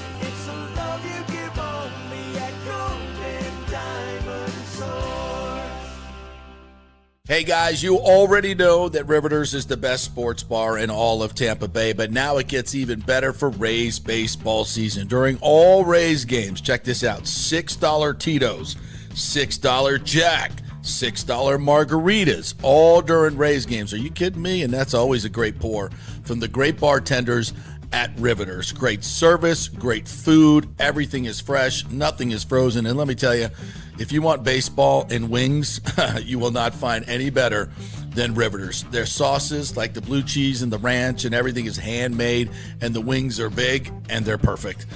Wings, baseball, Rays, Riveters. It all comes together during baseball season. Once again, In addition to all the great food and service you get, $6 Tito's, $6 Jacks, $6 margaritas. It's time to celebrate. Baseball season is back, and celebrate at Riveters. You know where it is, right there on Dale Mabry, just north of 275, just south of the stadium. See you there at Riveters. Pitch Roofing believes giving back is part of doing business the right way. That's why they proudly offer exclusive discounts to those who gave the most to our communities, including veterans, first responders, seniors, and teachers. And for listeners of the JP Peterson Show, there's even more good news. Pitch Roofing is now offering a special discount just for fans of the show. With so many roofing companies coming and going in Florida, it's important to choose a contractor you can count on long after the job is done, especially when it comes to honoring your warranty. Pitch Roofing is built for the long haul with a reputation for quality, transparency, and standing behind their work. Whether it's a repair or a full replacement, their team delivers honest guidance, quality workmanship, and no high-pressure sales. Call 727-67-PITCH, 727-677-4824, or visit pitchroofing.com to schedule a free estimate. Pitch roofing, roofing done right. Let's go. Right now, back to the show on FanStream Sports. All right, welcome back to the JP Peterson Show, brought to you by the great folks at Cafe Paradiso. I was there on Friday night to kick off Mother's Day. Saw my man Paolo Tini there. Had the lasagna. We started with the calamari, which is the best calamari you will ever have. It's so lightly fried. And then the red sauce they serve it with is mwah, chef's kiss. And then I had the lasagna. Ashley had the spinach ravioli in an Alfredo sauce. Oh, so good. So good, so good. Cafe Paradiso, always a great spot, just if you're hungry for good Italian food. By the way, not to drop names, and I did see Vassie in there as well. There was another dignitary there that we were sitting across from who had lots of security. Lots of security. Is Vassie hanging out by himself, or no? He you have a date? He was with the fam. Oh, with the fam? He was with the fam. Nobody bothering him, I assume. No. He was bitching about the lack of offense from his mates. I'm kidding. He did that at the podium. I'm sure somebody said the word puck luck or something, and lasagna went flying across the room. He threw a ravioli, but he stopped it. Of course. Or it could get to look like a puck. Right? Speaking of hockey, before I have some Todd Bowles we're going to play for you. Michael LaRue said the two worst teams in the East, Philadelphia and Pittsburgh, played each other in the first round. One team was guaranteed to make the second round and got swept. Owner got extra home playoff games too. Got to love this playoff format. Yeah. It doesn't look good, does it? Second round sweeps. That's kind of – so when you say, oh, the Lightning went out in the first round. Oh, no, I can't do this game, though. Yeah, but come on. Were they better than Pittsburgh and Philly? Sure. Yeah. It's just not the format we're living in right now, though. So I can't play that game. I can't play that game. For at the end of the day, you haven't won a playoff series since 2022. That's true. I can't overlook that, and I hope that I think by the way, I wasn't here for the exit interview thing, so the Vasilevsky quote I absolutely loved. Which one? I loved everything about the whole thing about when he was shaking his head immediately about the puck luck thing. Like I don't think anybody wants to hear that right now. No, from Coop. He certainly doesn't. No. And I know what Coop was saying. He'll be the first one to say you make your own luck. You do. But, I think at the time that was maybe appropriate, but no, I think he would agree with everything that Vassie said. Yeah. Now, 100%. all that being said, Carolina getting the draw of a banged up Ottawa team and then playing Philly, which come on now. And Carolina's done what Carolina's won. They're 8-0 in the playoffs, and it looks very easy for them. Carolina's a damn good hockey team. They are. Like, I probably would tell you that no matter who they play, they probably would be in the conference final. But yeah. But would the Lightning be in the conference final if they played Ottawa and Philly? I mean, sure. Yeah. So, I don't know. I know people are looking at the result yesterday, too, in Montreal and Buffalo, saying that, the Montreal-Tampa series was the real main event. When you look how tight those games were. Yeah. And then you see last night, Montreal just having their way with Buffalo. Was it 5-1 in game 2? I think it was 6-2 last night. It was. Game 2 was 5-1. Mm-hmm. The first one Buffalo won. But yeah, I mean, Montreal's pretty damn good. Pretty good hockey team. Pretty good hockey team. Yeah, I mean, you may come out of this saying, "Oh, I think the Lightning were the second or third best team in the East out of the playoffs." If it's Montreal and Carolina. I mean, I do think the four best teams in the East were some variation of Carolina, Montreal, Buffalo, and Tampa Bay. So when first round exit, though. Yeah. I mean, you could say you shouldn't look at first round exits the same way you used to look at them back then. Sure. Right. But that's what I think we're saying. They are what they are, though. But it doesn't matter. You got to beat the team. It doesn't matter. You got to beat the teams. Right. You have to beat Montreal eventually, right? To get to the cup. Yeah. And so Carolina. So when I hear people say like, "Oh, the Lightning are close," they're close. Like I just can't hear it right now. I think it's better for them to not hear it. I think it's better for them to have Vasi say what Vasi said and Cooch say what Cooch said, and everybody be on notice that this is unacceptable and needs to be better on many levels. Which means it's not blow it up. That's not what we're saying, but I think there needs to be a significant change. I think the Lightning. I didn't say changes. I said a significant change. Like one bold move might do the trick. I agree. And I also think the Lightning need to figure out what they want their identity to be. I think Evan Klosky does a great job on putting out his clips of sort of summing it all up whenever we're all emotional. Mm-hmm. Yeah. And I think he hit the nail on the head. The Lightning have an identity crisis right now. I think they have an identity crisis, and I think they have a leadership in the room crisis. Oh, I think that's a big issue. I love what he said. My take on it was if they play game 1 through 5 like they played 6 and 7, they win that series. They played with the requisite intensity, they cut down time and space for Montreal. They suffocated them in game 6 and 7. Yeah. And to some degree, I'm not saying total suffocation, but much better than games 1 through 5. And had they played that way from the jump, I think they win the series, and you don't leave it up to a game 7 where you got 2 bad bounces and got beat from 9 shots. I mean, Buffalo ain't holding Montreal to 9 shots. No. And I don't think Carolina's going to hold them to 9 shots. They could. Let's not say that. They could. We'll see. We'll see. Carolina's like the best defensive team in the league. I wouldn't put it past them, but. All right, back to Todd Bowles. I wanted to play the Bowles stuff because he touched on all the guys. I think this is from Friday. Yeah. First impressions. Yeah. We'll do the one here on Keontae Scott was probably his most insightful answer. Okay. He's probably, even with his size, he plays more like a linebacker, and Paris plays a great nickel. And Paris is the cover guy, and Paris is tough, and he can tackle. He's one of the few guys that runs a 4-3, talking about Keontae, that plays the 4-3. You can really see it in his play, in his explosion. He's very instinctive, and Paris was all rookie, and he's still going to play in there as well, but we're going to give him some more outside reps. We're going to start Keontae out as nickel, then we'll see if he evolves to whether it becomes a safety or a corner from that standpoint and go from there. But, he's really a guy that can play all over the place, allows us to play with 6 DBs some and keep him and Parrish inside, so he gives us a lot of options. I heard it, 6 DBs.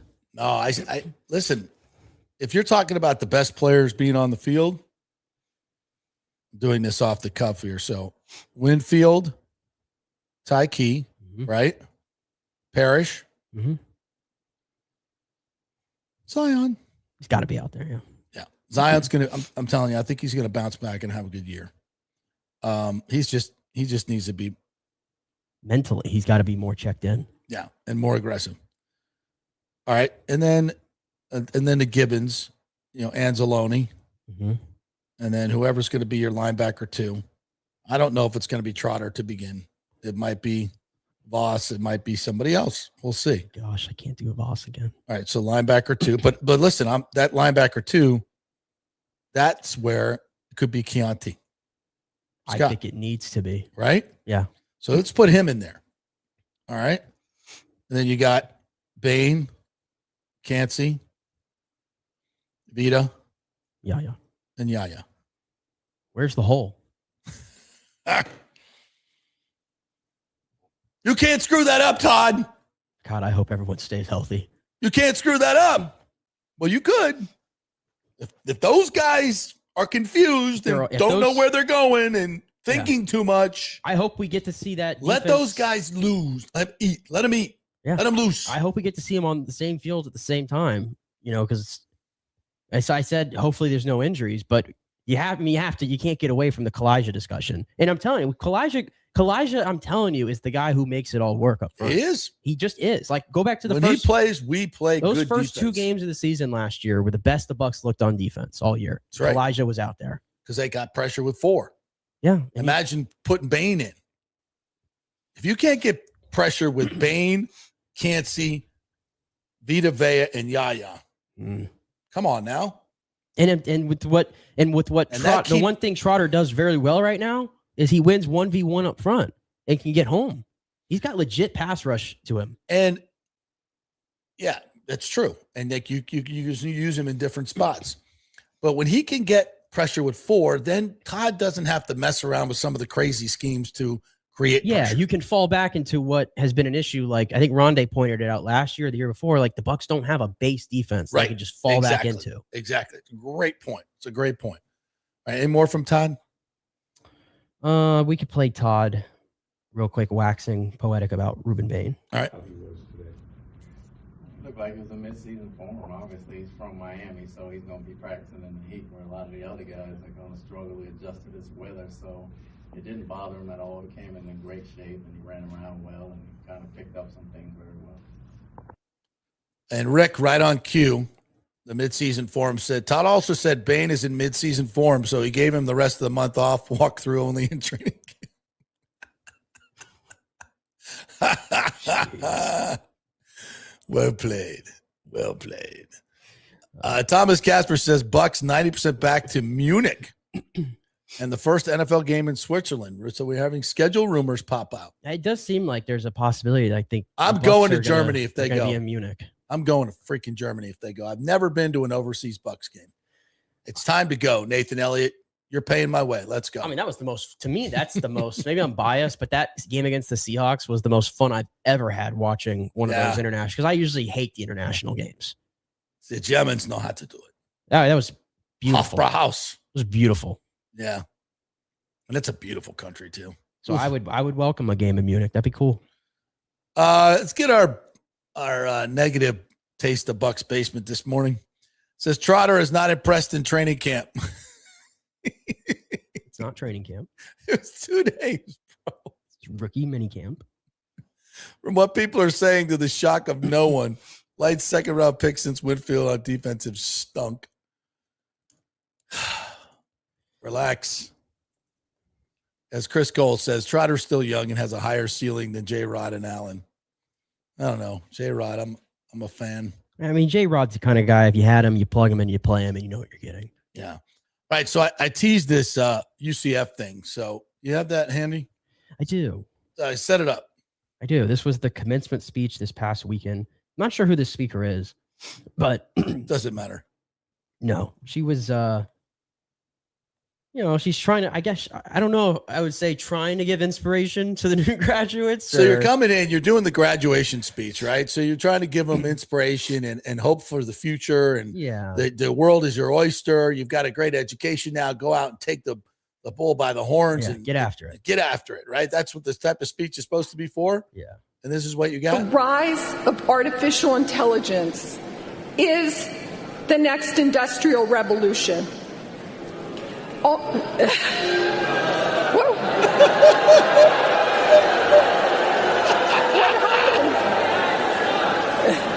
happened? Okay, I struck a chord. May I finish? No, you may not. We're done here. Only a few years ago, AI was not a factor in our lives.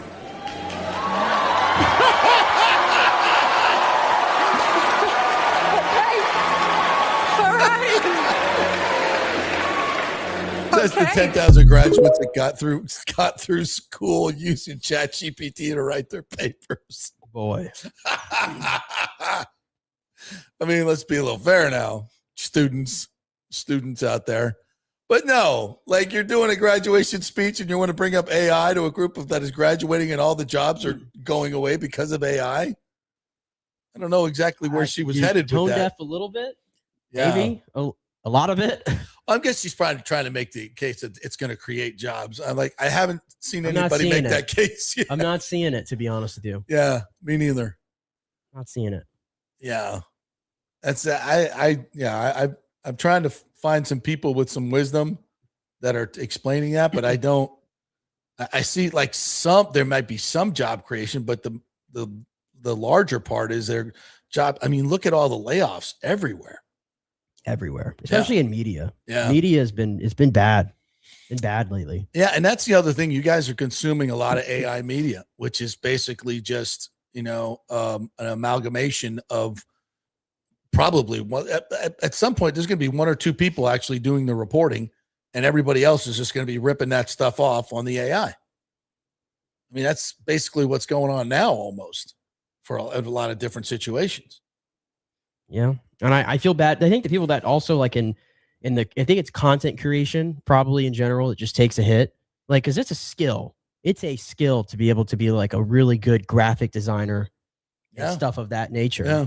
Well, now you can just type in whatever you want, and in 5 seconds, there's a graphic. It's true. Now, for what we do, I think there's nuance that I'm not sure AI can replicate. Because I do use AI quite a bit. And I also notice this. AI is wrong a lot. Like a lot. Because it is just scouring the internet and taking, pieces from the internet. And guess what? The internet's wrong a lot of the time. So I mean, I don't, the perfection that is given to AI, like everybody thinks, that's AI said this, so it's got to be right. No, it's not. Now, if I'm like, my examples of like, when do I use like Chat GPT, for example, because I think it's a useful tool for certain context. Yeah. But I never have touched it for like work purposes. I feel like work purposes, to me, there's value in like doing it on your own and figuring it out. Like I still, 100%. Like I'm a believer in that. But yeah, if I'm doing something like, let's just say it's handiwork at home and I don't know how to do it, you can watch a YouTube video if you want to see it, or you can type in a Chat GPT and it'll give you a nice layout of what you want to do. Like those are things that like I use it for. But I think it goes too far when it starts interfering with the work. Yeah, I agree. What else we got here? Bowles is saying without saying that Trotter has issues in coverage because he's no Levante or Brooks in other ways. Well, I mean, in other news, water is wet. How many people are? And let's give the guy a freaking. You got to give him a chance here. Rick says old school managers used to smoke in the dugout. They did. Or even like rest in peace, Bobby Cox. I mean, yeah, what a great manager. One of the best ever. I know the Atlanta area is hurting this week because we lost Ted Turner, who is very influential in a lot of different areas. Talk about creating jobs. Right. Oof. Generational sort of executive mind, whatever you want to call him. And Ted Turner, huge for the Braves in the 90s. A big reason why a lot of people in the state of Florida are Braves fans. WTBS. Right. Superstation. Before the Rays were here. Yeah. Super smart. And then Bobby Cox obviously passing away, 84 years old. Mm-hmm. That was a manager. That was an old school manager. He and Leo Mazzoni. Remember Leo? He just rocked back and forth. So we got to get Smolty on to talk some Bobby Cox. That'd be good. We'll try to get that done this week. I didn't see this. Cubs got robbed by a replay review, and it showed the runner was out at home, and that was the game. I did not see this. Did not see that. How could we? I don't know how we could be getting review wrong though in 2026. I got high marks for reviews in baseball right now. I think they're kicking ass. They're doing it quick. They're getting it done. They're getting it right. Baseball's got it going on. I meant to ask you too about ABS because I think we all like the invention of ABS and knowing how quickly it takes for them to get it and move on is cool. But there are certain situations where I don't know how you feel, but like sometimes they'll show ABS and they'll call it a strike when the ball is literally like, it could be like the tiniest sliver hair in. Like most of the ball is not a strike. Right. But some of it is. I don't know how you police that. Like if 99.8% of the ball is out of the zone, but that 0.002 is in, it's a strike. I'll say, but you know why? Because you can still hit it. I think I think this is what I love about ABS. And for that reason, it makes guys more, I think it forces guys to hit more. because they're not as fine in terms of taking pitches. Like a ball that's just a little bit in the strike zone is still very hittable. Like you can reach it, you can hit it, swing at it. I'd rather them err to that than the other way, if that sounds right. And I also like, I think the 2 challenges is perfect because it's not slowing down the game. You can't challenge everything. You don't want to challenge early. You want to save them for the late. I think it's perfect. And most challenges I think are right. I don't know the numbers, but I think most of them they're getting right. So I don't know. I think it's perfect. I wouldn't change a thing. And we had some late comments coming here on the stadium side from Danny Boy. Okay. What do we got? I don't know. We can go over today. Maybe this was this morning. Obviously, we haven't seen it. John Morgan was on WSTV. Oh, yes, I did see that. Yeah, I didn't hear it though. There's a lot Is of he quotes. back in? There's a lot of quotes here that Danny Boy put up from it, and I'll read them real quick. He said, "It didn't work in Tampa. It's not going to work again. It's a mistake. Just because you're moving it across the bridge, I don't think it's going to be a big difference. It's not necessarily a lock. It is pretty much a lock, or it is not necessarily a lock. They don't have the votes over there in Tampa. We do." And he adds, the Lightning want stuff, the Bucs want stuff, and this Orlando is where it could still be. Patrick Zalupski is going to have to come down. We're going to have another lunch and talk about it. I would still put up my money up for baseball, but only in Orlando. That's weird. He's talking to Zalupski? He made it sound like it, that he's going to come up for lunch. Interesting. Yeah, John Morgan can stay away, man. Yeah, you lost. He was in for Orlando, then he pulled out. Now he's back in. Seems like a lot of fluctuation for me. They're all dreaming in Orlando. They're the dreamers. Yeah. I don't hate it, though. What? Adds a little urgency to the vote. Yeah. Like I told the city commission last week, you want to be the ones that send this team to Orlando? That's going to be your vote. That's going to be your legacy on this council, to send our baseball team to Orlando. I know Charlie's at the end of his career politically, but like that's the vote you're going to make, Charlie? And I know he's a no, and he'll be a no, but he's only one vote. The Wostall's only one vote. The votes I count, it's passing the city and the county. Unless something grossly unfair happens in these late negotiations, which I don't anticipate. So it's just more smoke. But I don't, if he's claiming that he's meeting with Patrick Zalupski to talk about possibilities in Orlando, that's breaking news. And I don't necessarily think, listen, teams have done much worse to force votes, like actually get into agreements with other cities like St. Petersburg. The Rays have not in the least threatened to move. But Zalupski having lunch with John Morgan could also mean trying to get John Morgan to put in some more money so maybe they can put in more money over here. I think that's what Patrick would be talking to him about, because if he wants to own part of a baseball team, we'll come own part of the Rays over here. We could use your investment, and maybe they can up the private part of the stadium a little bit. They may be looking to throw a little bit more money in for the stadium. If John Morgan wants to be part of this group here in Tampa, I'm for that. But if he's saying, if I come in, you're moving it all to Orlando, well, yeah, that's not happening. That's not happening in my mind. Couple of quick hits here, I guess, before we go. So the schedule's coming out on Thursday, right? Mm-hmm. NFL schedule. As revealed today, your first game on Sunday Night Football. To nobody's shock is the Dallas Cowboys and the New York Giants. That's a good one. 7th time in the last 20 years. You got the Harbaugh thing. You got the Cowboys-Giants rivalry. You got what's his face coming back at quarterback? Dart coming back. Is our boy the running back coming back? He was pretty severely injured. Scattaboo. That was a serious injury. I don't know. I have no idea what his timeline is. He might be. Yeah. I mean, the way he is. Yeah. Can't keep him off the field. Yeah.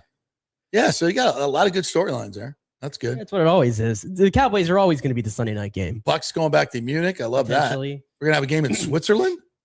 I don't know about Switzerland. I haven't heard Switzerland? that. That seems like an odd spot. Do they even have a stadium in Switzerland? Soccer stadiums for sure. Do they? Yeah, I mean they have to. I guess. Swiss league. Yeah. And last thing, cool story yesterday in the world of golf. Actually, a couple cool stories. Yeah, how about that? Christopher Ratton, rookie on the PGA Tour, wins the signature event, the Truist Championship, by shooting 15 under total, 2 under yesterday. Holds off Ricky Fowler, who would have been a fun story, by the way. Yeah, he's going to win. Ricky Fowler's close. He's really close to finding his old game. Alex Fitzpatrick, who just got his tour card, obviously the week prior. His brother got it for him. Yeah, unfortunately, he did not have a good day yesterday, but he was leading that tournament for a long time, so that was entertaining. The Truist, even though some of the big players didn't play in it. Yeah, like Scotty did not play, but it's the schedule, I guess. Scotty does not like to play a tournament right before the PGA. A lot of certain signature events, yeah. A lot of signature events. And then over at the Myrtle Beach Classic, we had Brandt Snedeker. Great story there. 45 years old. Hadn't won a PGA tournament since 2018, the Wyndham Championship. Wow. And he was flirting with the lead at the Valspar, if I'm not mistaken, yep. For a little bit. So good story for him to finally get over the hump again for his 10th PGA Tour victory at 45 years of age. Yeah, two really good stories there. And also, I just turned on the DP World Tour for a second, and some dude was up by 13 strokes. 13 strokes. I don't know. Meanwhile, over in the Live Tour, which bothered me because it was on Big Fox yesterday, and the NASCAR race got kicked to FS1 for Live, even though the NASCAR race definitely does more viewers. But we got to keep Live alive. Apparently, Live Golf was just on Big Fox yesterday. The NASCAR race got kicked to FS1 for Live Golf, and which is being disbanded. Yeah, and the only thing people were talking about I don't even know who won, but John Rahm, who was him and DeChambeau are the faces of Live Golf. John Rahm had an albatross. Did he? And no one saw it. They didn't have coverage? They had no coverage on it. There was no replay. There's no video of an albatross? The only video that Liv put out or even had a broadcast of your number one player getting an albatross. So that's how it's going over there. What is the epitaph for Live Golf going to be? Surely it grew the game. It's entertaining. It's not entertaining. Yeah, definitely. The drama was somewhat entertaining, but yeah, I mean, it got the PGA Tour off its ass to do some things. It did some things. But I think the final reckoning of it might be to take the Valspar away. Because if this new commissioner has his way and there's 20 to 25 events, I think it's a top 20 event. I think it should remain. But if it doesn't, because there's, quote, too many events in Florida, it's way better than the freaking Cognizant. Or some of those, some of those Houston things. Yeah. They have, or Texas things like the Valero. Even Bay Hill. Now that Arnie's gone. Bay Hill's always going to stay, though. But now with Arnie gone, they've got financial issues over there, by the way, the Bay Hill. Did we need to do this one they did at Trump's place? Didn't sound like it was well attended. Oh, the World Golf, whatever the World Golf they did, one, the one they did 2 weeks ago. Yeah, that was a World Golf. They called it a signature event. Yeah, but it didn't sound like it went over well. Yeah, I don't know. The Valspar seems like TPC. Obviously, the players. When you start ranking the Florida events. Bay Hill has always been above, but they're losing prestige big time. Mm-hmm. They're losing players. They're losing. I mean, it's a signature. They've made it a signature event because Artie doesn't deserve it. It's not as good a golf course as the Valspar. You think the players would fight for it though, because I mean, so many of them. Yeah, they will just because it's Arnie's legacy. Well, no, I don't mean just the Arnold. I'm talking about the Valspar to keep that because they love it. I mean, I just feel like the Florida swing.